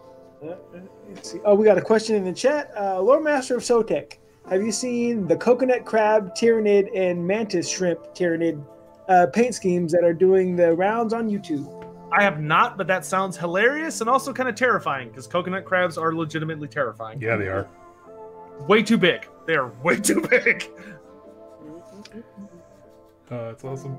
Let's see. What so tell me about how does one get good at Total War 2? Because I want to, and I just fail upwards. At campaign or multiplayer, because those are two totally different ball games. Yeah, we'll do campaign. I don't. Okay, so I would say the biggest thing about campaign is that you should build whatever the garrison structure is. So in minor settlements, you can unlock it at tier 2, and then you fully upgrade it at tier 3. Okay. And if you're on a big settlement, you unlock it at tier 3, and it maxes up to 5. Yeah. Though some armies you can unlock it at tier 4 and it maxes up to 4. You should build those in every single settlement, because if your settlements don't have walls, then it's really easy for the AI to just roll up behind you, and before you even know it, all of a sudden your city's under attack and there's nothing you can do about it. So that's the biggest thing I say to new players or people that are trying to get good. And the other thing is growth. The growth stat is super important for building an empire. Like, you want your provinces to max out their population so you can fully upgrade them as quickly as possible. And a lot of people don't think about the growth stat, and because of that, their empire stagnates, and then they end up falling behind, or the campaign gets like so slow that they don't want to play anymore because nothing's happening. And that's why nothing's happening, is because they don't have enough growth. There you go. Do you have a favorite army? Say what? Lizardmen? Is that your favorite Total War Oh army? yeah, Lizardmen all the way, all day, every day. I like the high elves because I'm like, okay, put these guys up front, shoot over their heads. That's all my strategy. The high elves are great, and they're also really friendly for newer players because they have such a strong economy, and they're isolated on Ulthuan, so you don't have to worry with a lot of some of the nastier things that can happen. True. But yeah, high elves have a very fun campaign. Of course, if you want a more difficult one, you can always play. Teclis has a fairly difficult high elf campaign because he's way over in Lystria. Right, he's in the thick of it. Easiest campaign out there. And he's like surrounded by people that hate him. Oh, yeah. Fair enough. What easiest campaign is? The easiest campaign? Yeah. Easiest campaign in the game is probably it's Grombrindle, the White Dwarf. He has the easiest campaign by a landslide. Oh, really? Yeah, dwarves are really good for new players because they don't have cav, so you don't have to worry about microing as much. They have war machines, which are really handy for forcing the AI to come to you, so there's less stuff you have to micromanage. They're really, really high in leadership, really good at combat. They don't have any magic, so that's another system you don't have to worry about. But Grombrindle starts in Karazakarak, which has a really, really high economy, so that's great. And the thing about his campaign is every 10 turns, he unleashes the power of the ancestor gods, so you get to pick one of 4 buffs, and the buffs are just absurdly overpowered. Like, they're hysterically overpowered. One of them's like all of your troops have massive leadership buff. You get a massive reduction to construction costs. Another one is like Grombrindle is basically made invincible. Another one is that so each one, like, there's a Grugni blessing, a Valea blessing, a Grimnir blessing, and a Grombrindle blessing. You just pick whichever one you need at the time, and you get to pick a new one every 10 turns. So you can keep choosing the same one if that's the one you want, or you can mix it up. That's But awesome. that one's really, really good for new players. I'm gonna check that out. What's the hardest campaign? Hardest campaign is either Belagar Ironhammer or Katep, the High Lich Priest of Nehekara. Because Katep's sucks because he's a Tomb King, so his economy is already really bad. Because Tomb Kings, their troops don't cost any money. Like, their troops have free upkeep, which is great, but it's also bad because it means the game's like, oh, you don't need money, so none of your buildings give you money. And Katep starts on the very western edge of Nagaroth, so he's surrounded by Dark Elves who hate him, and Beastmen who hate him. And most of the terrain is hostile to him. So even if your empire does expand, all the terrain is not friendly to you, which means you take serious penalties to your finances. You'll have constant riots, so you have to deal with rebellions all the time, and it's a nightmare. Alternatively, Belagar has the hardest campaign in some people's view because his troops... so he's one of 3 characters that has the Race for Karak 8 Peaks objective, because that's like his home and you're supposed to take him home. Yeah. It's like Skarsnik and Naked Claw, right? Yeah, it's Skarsnik, Queek Headtaker, and Belagar. But Belagar's is the worst because he has like a 200% upkeep on all troops until he reclaims his home. Dang. So your armies are just insanely expensive. Interesting. And if you make the Wood Elves mad, they're right next to you. If you make the Wood Elves mad, they will ruin your life. Like, you might as well start over the campaign. I love it. Because Orion or Durthu will just come out and slap you across the face, and then you just die. Oh, man. And invading Athel Loren is, in my opinion, the hardest thing to do in the game. Invading Athel Loren is so difficult. Okay, I'm going to let my idiot show. Where is Athel Loren? Athel Loren, so... You snark at me, Jack. I was laughing at something else. do you know where Bretonia is? That is south of the Empire, or kind of like southwesty. Yeah, so it's like where France is compared to Germany, right? Okay. Bretonia, the very southeastern edge of Bretonia, there's where two mountain ranges meet. So the mountain range between Bretonia and the Empire is called the Grey Mountains. Mm-hmm. And then the mountain range between Bretonia and Tilia, which is directly south of Bretonia, is called the Black Mountains. And where those two mountain ranges meet up is there's a giant, huge forest. It's like the largest forest in the world, and that's Athel Loren. Okay. So as far as the humans are concerned, it's part of Bretonia's borders.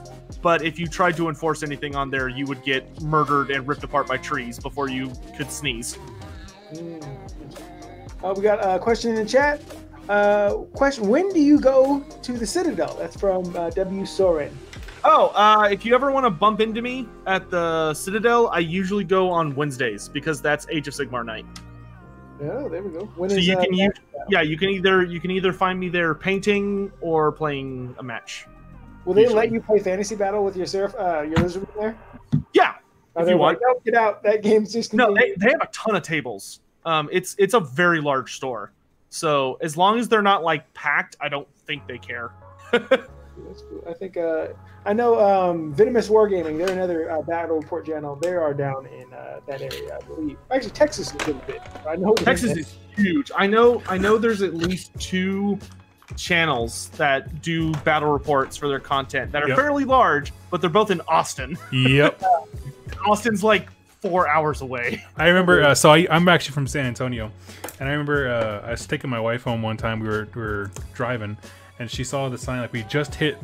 We were coming south, and we just hit Dallas, and she was like, "Oh my gosh, we're finally in Texas. We're so close." And I was like, "No, no." Oh, honey. No. Texas is the worst part of any road trip through or out of Texas. Amen. Dude, getting to San Antonio from DFW sucks. That is such a long drive. I used to do that drive. At the end is San Antonio, and you're like, oh, why did I do all this? I love San Antonio, but I've only been there for vacation. Because they host, so when I was a musician, they host the, oh God, I can't remember what it's called all of a sudden. But there's a music convention held every year in February down in San Antonio. And that was like Mardi Gras if you were a musician. Like, you would go down there and it was just a big party of musicians with all sorts of concerts and performances and like this huge convention where thousands of people are selling stuff and buying stuff. And it's like, and everyone just goes on the Riverwalk and gets wasted. It is a really good time. Okay, so I have very fond memories of San Antonio, but I never lived there, which I've heard is key to that. Yes. You got Venomous Wargaming is out of Houston. Thank you, W. Soren. And, Houston. God, I hate Houston. Of the Citadel. It's from Mogwai Band. Do I game with... I don't know who that is. Does not know who that is, Mogwai. Maybe you can clarify. That, based on the name, that sounds like it's probably a Facebook group out of there. But I just got back on Facebook with a Lore Master of Sotic account just so I could start like touching base with because all the I know who that is. Sorry, because all the freaking it's the Texas Masters group in the. Oh, I should probably touch base with them. Yes, I was gonna clarify. So yeah, it's a group of guys who I would love to do this in Washington, where they basically created their own like tournament circuit for Texas, and so they just linked a bunch of groups that were in San Antonio, Austin, Dallas, and I think a little bit in Houston. Yeah, just kind of turned it into one like Masters circuit. I thought that was so cool. I would. So Warhammer Fantasy, I wouldn't say I played professionally, quote unquote, but I played like the big leagues, and the big leagues for 8th edition. The group that I was a part of back then was called the Dogs, which was the Dallas Area War Game Society. Was the only way they could spell it and get the letters they wanted. And it was a very hardcore group. Like we all played, you played Swiss format, or what we called Swiss comp, which means you couldn't just take an army. Right. We would play 2,500 point games. It was like the composition of your army would get a score based on how how broken it was. I remember that. And if you took like a super overpowered army, you would have a negative comp score. And the thing was, at the end of the game, when determining victory points, your comp scores, the difference would be given to whoever had the nicer army as part of their winnings. So if you took like a super overpowered army and you tabled your opponent, you could still lose because you took just a jerk army and your comp score was negative and theirs wasn't. Jack would be in trouble at that point. Oh, whatever. So it was designed for people to take like really interesting. It was basically like, hey, don't play the meta. Like, try something original. Try to take models you wouldn't normally see, and show us how strong you are based on how good of a general you are, as opposed to just taking the best models in the game. Yep. I like that. Hopefully that never comes around for AOS, because I like my cheese. But well, you can still take your cheese. You just wouldn't get first place. So Mogwai Man says Sons of Slambo is the San Antonio group that he games Sons of Slambo. Let's see, we got a question. Thinking of starting Seraphon, are Old Blood on Carnosaur good or bad? I can answer that. My brother plays Seraphon. They are good in a certain build because they're still from 2016, so they have older rules. Like, for instance, you have to use all your command abilities in the hero phase, meaning for instance, the Old Blood on Carnosaur, he has a command ability where you add 2 attacks to all Saurus heroes, one of their weapons, but you have to do that in hero phase. And what if you fail your charges? Then you wasted all those command points. But it stacks, so you can use it multiple times. So you can have you can give plus 4 attacks to his bite if you use 2 command points. So they are good, but there are better stuff in Seraphon. Like skinks are really good. So getting a Slam Mage and a bunch of skinks you can't really go wrong with, or getting the Engine of the Gods, and yeah. I tried playing my Seraphon for the first time since 2nd edition started. I think like 2 weeks ago, and I was like, "Oh, this is hard now." Like, this army is really struggling now. They are the oldest book right now, which is a shame.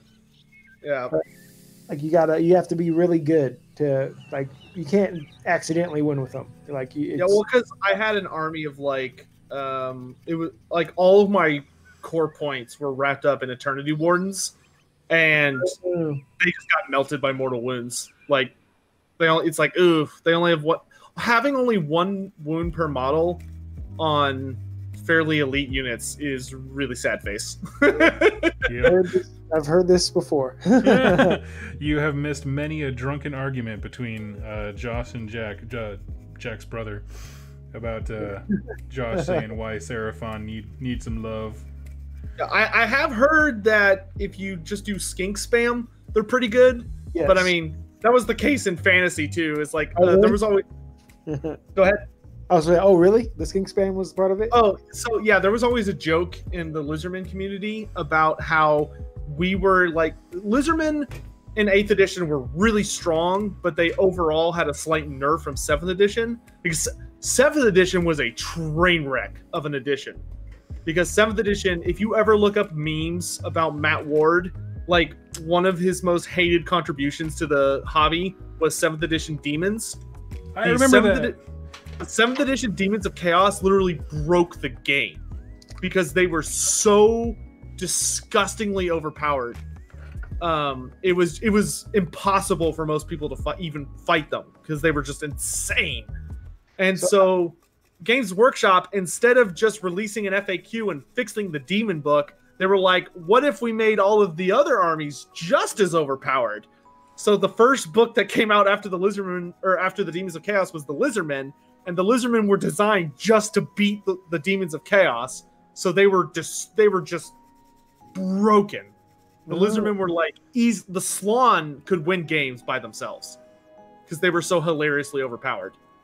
But because that was back in the day when the Slon. So the Slon, you would take the lore of life, right, with the Slon, and he would cast this spell called Throne of Vines, and he would throw a bunch of dice at it, because in fantasy we had a rule called miscasting, which was if you rolled 2 or more 6s on a spell, the spell went off with irresistible force, so it couldn't be stopped, but your wizard then had to roll on the miscast table, which in 7th edition was a pretty nasty table. You know, it was stuff like if you roll like half of the chart would result in your wizard dying, or he would kill everyone around him. So it was like really dangerous. But the Slon, we had an item that was super cheap, where it would say if you miscast on a 2+, you could instead pass the miscast to an enemy wizard in line of sight. So the Slon would purposefully miscast and then be like, I'm going to pass it to your Lord level wizard instead. And they would blow up and die. Oh, wow. And then the Slon would, and because you cast Throne of Vines, what it does as an effect is it would buff all the other Lord of Life spells, and it had a bonus effect that says if you ever get a miscast on a 2-up, you ignore it. So the Slon were just immune to miscasting because of that combo. So they would just laugh while throwing super overpowered spells at the enemy for the rest of the game. Mm-hmm. And now Throne of Vines, it still lives, but it's a Sylvaneth only spell. I think it adds to your casting ability. It's always super cute for me when fantasy spells pop up in AOS. Yeah, or like item names and whatnot. And we're like, hey, this is a little Easter egg for you. Yep. I hope the Seraphon update comes out soon. Seeing the Slaves to Darkness got new Warriors of Chaos who look so good. Yeah, they do. Oh, they look so good.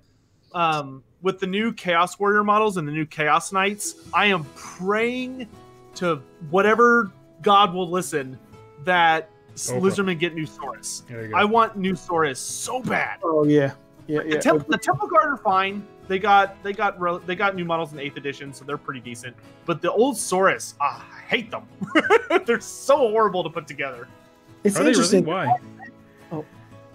Why? My opinion is that their models were, granted, a lot of this hatred comes from my fantasy days where they had to fit together in a square block, but because they were they have really not great poses because their tails had to be designed where they wouldn't touch each other's bases. And with the new technology we have for putting models together, there's like slots for it, or they slide together, or it's like a half of a body that you clip together. I really hate the old fantasy models that have like the flat edges that you have to glue another flat edge onto. Yep. Or the Saurus where their shields are detached and you just kind of have to like squish it on there and try and get in a position that doesn't look super awkward. Which in AOS is a lot easier because there's space between the models. But I just don't, they just kind of look a little derpy.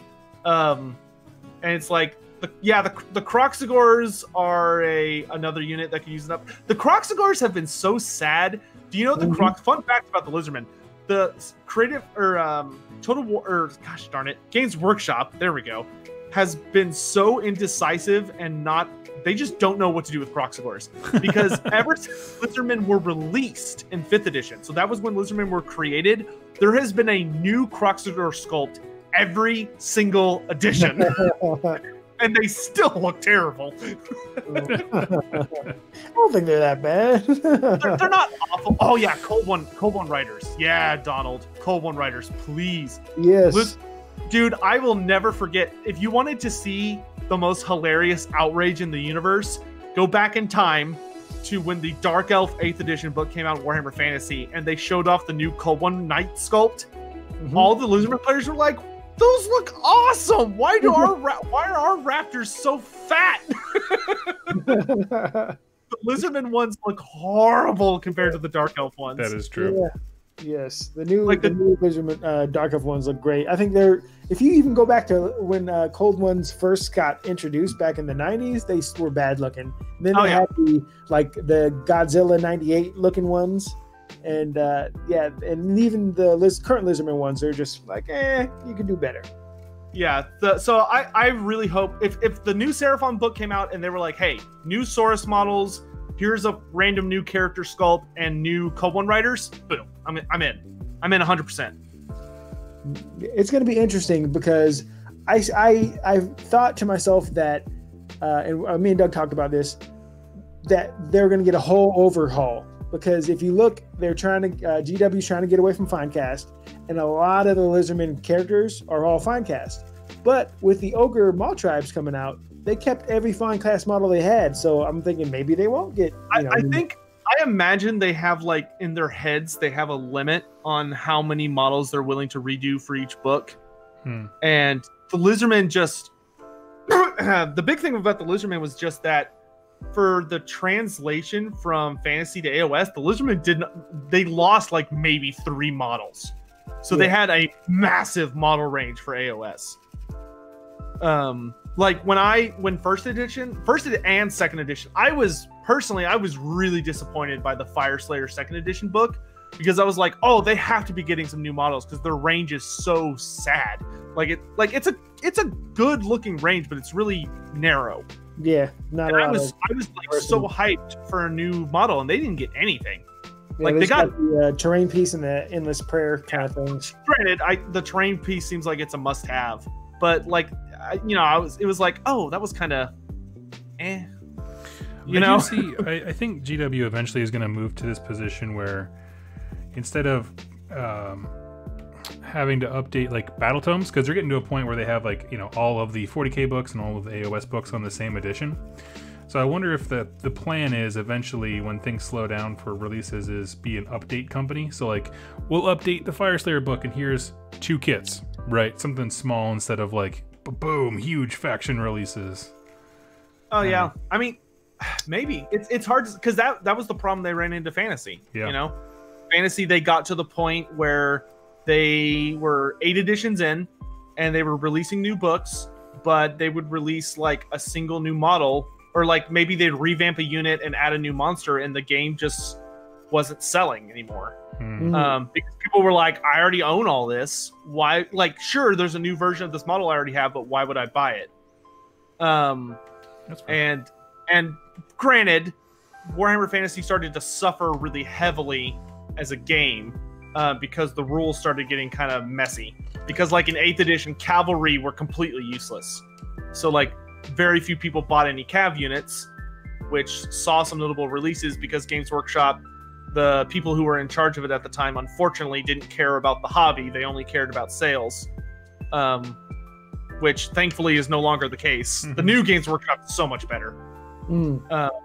But they had issues where they were like, oh, cavalry is very, very strong in 7th edition. Everybody likes using cav. Cav is amazing. So in 8th edition, they just nerfed them into the ground. Like, cav were totally useless.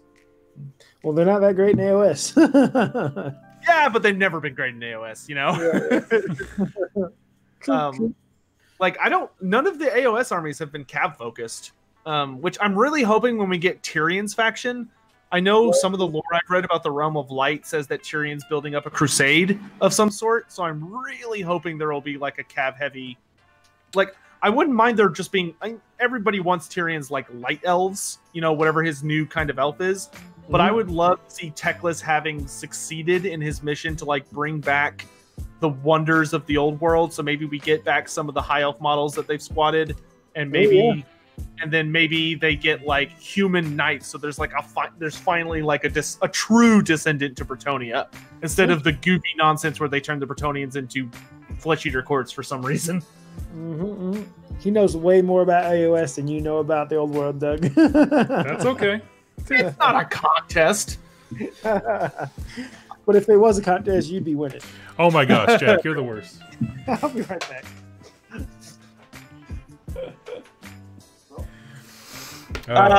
It's a new battle tome, Slaves to Darkness.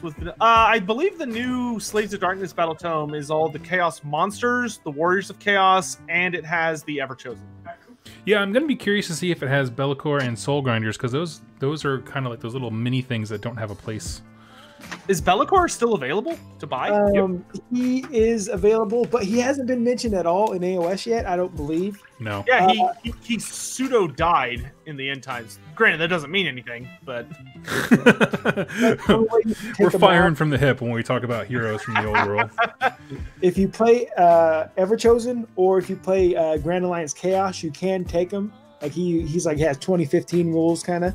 And so you are, he is not bad. He can do some stuff where you're like, he can make a unit not be able to run or charge or do anything. I would love, he has a wonderful model. I'd love to see him come back. Though if he does come back, I really hope they explain how he got out of his prison, because his prison was so funny. It was so goofy. They like trapped Alariel back when she was the Ever Queen of the High Elves, just as an FU to Be'lakor, because they caught him. And as an FU, she literally took a gem out of her crown, and they were like, let's just put Be'lakor in this, so even if the world blows up, he just flies in space for the rest of time. And he was like, no! That was the end of Be'lakor. He was never seen again. That's awesome. That's cool. All right, yes, I'm going to ask you some, you can just tell me a quick overview of what happened to them in the end times. You ready, Sotek? Sure. Dave Doge, is it Doge or Dog? I'm gonna think Doge because there's an E. I also was super disappointed there was not mortals in the Slaanesh Battle Tome. That was the one thing I didn't like about it. Yeah, agreed. I felt like they were doing so good with every. My favorite thing with the second edition books is they all have like three. Oh, it's Dog. Sorry, my bad. They do like 3 sub factions in the book. So for all the Chaos factions, I was really loving the idea of like there being a demon faction, a mortal faction, and then like a mixed faction. Yep. But Slaanesh, they kind of didn't do that. Nope. Okay, are you ready? Yeah. Okay, what happened to Krokgar? He is the what the current Old Blood model is on. Dude, God, if I am also praying to all the high heavens that he comes back. Wait, can I interject? Go for it. Okay, this is to get Jack back at saying that you know more about AOS than any of the old world. Okay, is he the one who was in Lustria when the Clan Pestilence rolled in? Yeah, he was one of a few, but he was the one that kind of turned into a Seraphon at the end. Yeah. Okay, because that was the straight up nastiest death. Okay, you can resume. Please tell us everything. So there were a lot of all of the Lizardman characters were in Lustria, and they all were involved in the Pestilence thing because that was all that happened in Lustria. Right. It was just Skaven versus Lizardman, period. So what happened with Krokgar specifically is there's a city in Lustria called Chaltek, which is known as the City of Echoes. Okay. And the reason it's called that is when Chaos first showed up on the planet, like the polar gates exploded and Chaos flooded over the planet. A lot of crazy stuff happened, but after the elves created the Great Vortex, which sucked most of the magic out of the world, it made it where demons couldn't physically manifest, right? Okay. So in the City of Echoes, there is a rip in the walls of reality where demons can sometimes bleed through on a regular basis. So the Lizardmen constantly have to watch over this portal to make sure an invasion just doesn't pop out and start ravaging everything. And during the end times, when things started going crazy and Chaos was in Ascendance, that portal started just spewing out like an endless horde. So Krokgar, during the early end times, was sent to that city to just start curb stomping people. And that's what he spent most of his time doing. After I think about 3 or 4, because the end times took place over the course of like 5 or 6 years. Okay. And during like the 3rd or 4th year, when Clan Pestilence invaded, because there were 2 Clan Pestilence invasions. Mm-hmm. The first one, the Clan Pestilence struck at the continent, and they were fairly successful, because right before they attacked, the Gracier clan did this crazy ritual where they grabbed the Chaos Moon with magic and were dragging it towards the planet so that they could because they knew it was made of warpstone. So they were like, if we can grab this planet and bring it down to Earth, we could harvest it and we'll be unstoppable. Because Skaven are stupid and didn't think about the ramifications of bringing a moon out of orbit onto the Earth itself.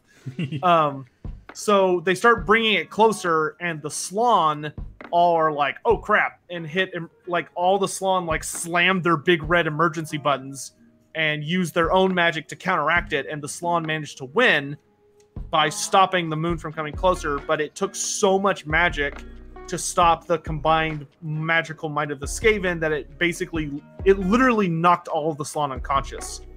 So the Slaawn were not involved in the first invasion. And so the Skaven start running across all the cities, and there's a bunch of fights in all the different cities that the lore does a pretty good job of covering a lot of them. And the Lizardmen ended up curb stomping the Skaven in the first invasion, because even though the Slaawn weren't awake, because of that, some of the cities took a pretty ugly first set of hits. And Kroq-Gar ended up showing up at the city Zahotek, which is, Zlonhapek. Zlonhapek is the city of mists.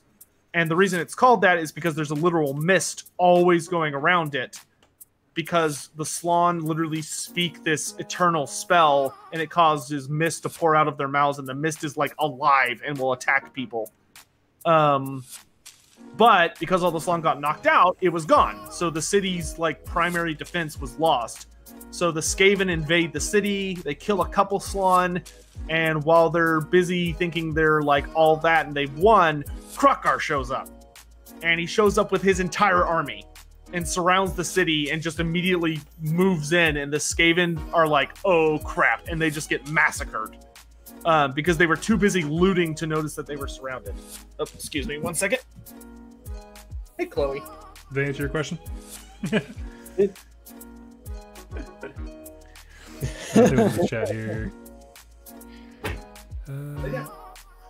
Okay, right now.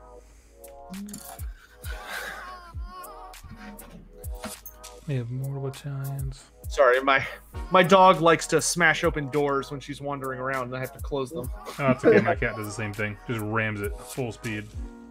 But anyway, so Kroq-Gar saves the city, and then he goes back to the City of Echoes, and then he shows up at the and that was the first invasion. And then during the second invasion, when the Skaven are in Ascendance, and they have all the Vermin Lords running around with them, Kroq-Gar gets teleported to Hexawatl by Mazdamundi to lead his army as the final big showdown. And Kroq-Gar just... the Skaven Clan Pestilence shows up with its entire clan, which is like millions of Skaven, as one big army to take the first city, which is Itza, which they do. And then they try and move on to deal with Mazdamundi, but he shows up with Kroq-Gar leading his army, which is also massive. And Mazdamundi literally teleports himself like into the middle of the Skaven army with most of his army, and they just start wrecking the Skaven. But Mazdamundi at this point knows he has to get to the city, because before the second invasion, a different Skaven from Clan Scryer, which are like the mad scientist rats, one of them launched a giant death beam at the Chaos Moon and exploded it. So it literally just exploded and was starting to head towards the planet as all these giant meteors that was just going to wipe out all life, because Skaven are stupid. And so Mazdamundi tells Kroq-Gar, hey, I need you to fight until you die, because there's no other choice. I have to get to the city and do everything I can to stop these meteors from killing everything. So he goes to do that, and Kroq-Gar then has his one-on-one showdown with Lord Skrulk. And Lord Skrulk was the big bad of Clan Pestilence when it came to like who you could take on tabletop. Lord Skrulk is like the scariest baddie. So they fight each other, and during the fight, Kroq-Gar rides on this giant T-Rex named Grimlock, and Skrulk one-shots Grimlock. He literally just hits him once with his Plague Staff, and it causes Grimlock, the Carnosaur, to just, like, rot away into a diseased husk in a matter of seconds. Because Skrulk is just that strong. And so Kroq-Gar falls off of him, and Kroq-Gar realizes that he like feels disease starting to infect him, even though he's super tough. And Kroq-Gar realizes he needs to end this fight immediately, or he's going to die. And so he runs at Skrulk, and Skrulk brings this weapon that just one-shotted the strongest Carnosaur in existence. And Krokar just reached... So you know that gauntlet the Krokar model has? Yeah. The Hand of the Gods? Yep. It's like one of the most powerful artifacts in fantasy. And Krokar just reaches out and grabs Skrulk's weapon in his hand and just crushes it in one move. And Skrulk's just like, oh, crap. And then Krokar impales him on his spear and lifts him up in the air and just shakes him around. But he doesn't get to kill Lord Skrulk, because after he impales Lord Skrulk and then like throws him on the ground, the Vermin Lord Corruptor named Vermilanx, who's the strongest of the Vermin Lord Corruptors, which are the Pestilence themed ones, he teleports in and he vomits on Krokar, which causes all the lizardmen around Krokar to just degenerate into like disease sludge because it's so evil and like disease. But all it does to Krokar is it knocks him on his knees. So Vermilanx grabs Skrulk's body and teleports away. And then Krokar starts glowing with this golden aura and stands up and is like, all right, I'm going to keep fighting. He immediately looks at a new Carnosaur and is like, get over here. And it does. So he jumps on this new Carnosaur and runs off and keeps fighting. And Mazdamundi tells him, hey, go to this place right now. And he does. And that's one of the places that turns out to be a spaceship that gets launched into space. And that's the last time we see Krokar. So Krokar actually survived the end times. Yeah, but there we go. Technically, we don't know what happened to him after that. And it seemed like he was, based on the description of Seraphon, it seemed like he was turning into one, which is weird because Seraphon are technically memories. Right. But at the same time, they're not, because in the Malign Portent story, they revealed that there are still literal lizardmen who like come out of spawning pools. So I don't know. Yeah, they're all over the place. People have been like, oh, they're going to retcon them. It's like, well, my thought is they're probably going to do what they did with Beasts of Chaos, which is give you a few origin stories and then let you just do whatever you want. Yeah, so but as for Krokar himself, we don't know what happened to him in the end. Like, he flew off into space, period. That's all we know. The rest is fan fiction. Yeah, pretty much. Like, I would kill to have Krokar come back. I mean, my favorite character is Tenenhuan, who also survived the end times, but Tenenhuan didn't, to my knowledge, did not leave the planet, so I don't know what happened with him. Did he have a model? Yeah, well, Tenenhuan had a fantasy model, but it got squatted when they updated the Seraphon book. You can still take it with Seraphon using like because they still put out rules for him. Oh yeah. He's actually really strong in Age of Sigmar. He's the skink model that's like, he looks like a big skink priest with a huge dagger, and he has like a huge crest, and he's got a bunch of snakes all over his base. Yeah, the base. And he's like holding the heart of a Skaven on his base, whose chest he just ripped open. Like he rips his heart out. He's the Kali Ma lizard man. Love it. That's awesome, man. Let's see. What time is it? 7:30. Gentlemen, I apologize. I gotta start winding this show down a little bit.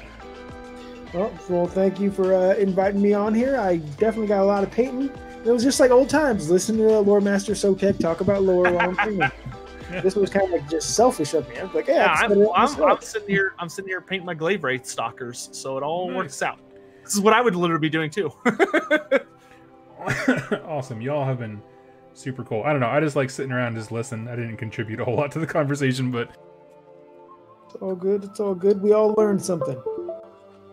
Yeah, and if we do this again, hopefully sometime soon, I will try and let my community know in advance. That way, lots of people show up to watch. Totally, yeah. This is definitely a on a whim thing, but let's definitely plan on doing a little more official thing, and yeah, I'll work around your schedule. I'm happy to do that, and then Jack can harass us in the chat. Or, oh, come on. You're more than welcome to come on. Oh, thank you for and banned. Exactly. Tweet in. Sorry, you have to be below a certain age. Awesome stuff. Well, hey, friends, thank you all so much for joining me. We'll check you out next time. Look forward to the rest of the week. A bunch more Ogre videos coming out your way. And Ogre videos? Some Cities of Sigmar stuff. You're just going to abandon us? Oh, yeah. They're dead to me, dude. No, Nobody people have cares been about your people have men. been commenting about oh man, you're done with Cities of Sigmar. It's like, man, there's like 40 videos in that book. No, I got to move on at Ogres, some point. man. Ogres. I know, right? I need to go watch your video on that. Actually, I'm really excited to see what the ogre. I'm so glad we have infantry ogres back. Totally. Yeah, absolutely. So, yeah, go ahead and do that, and I will catch you all during the next Hobby Hangout and video. Thank you all so much for watching, and happy wargaming.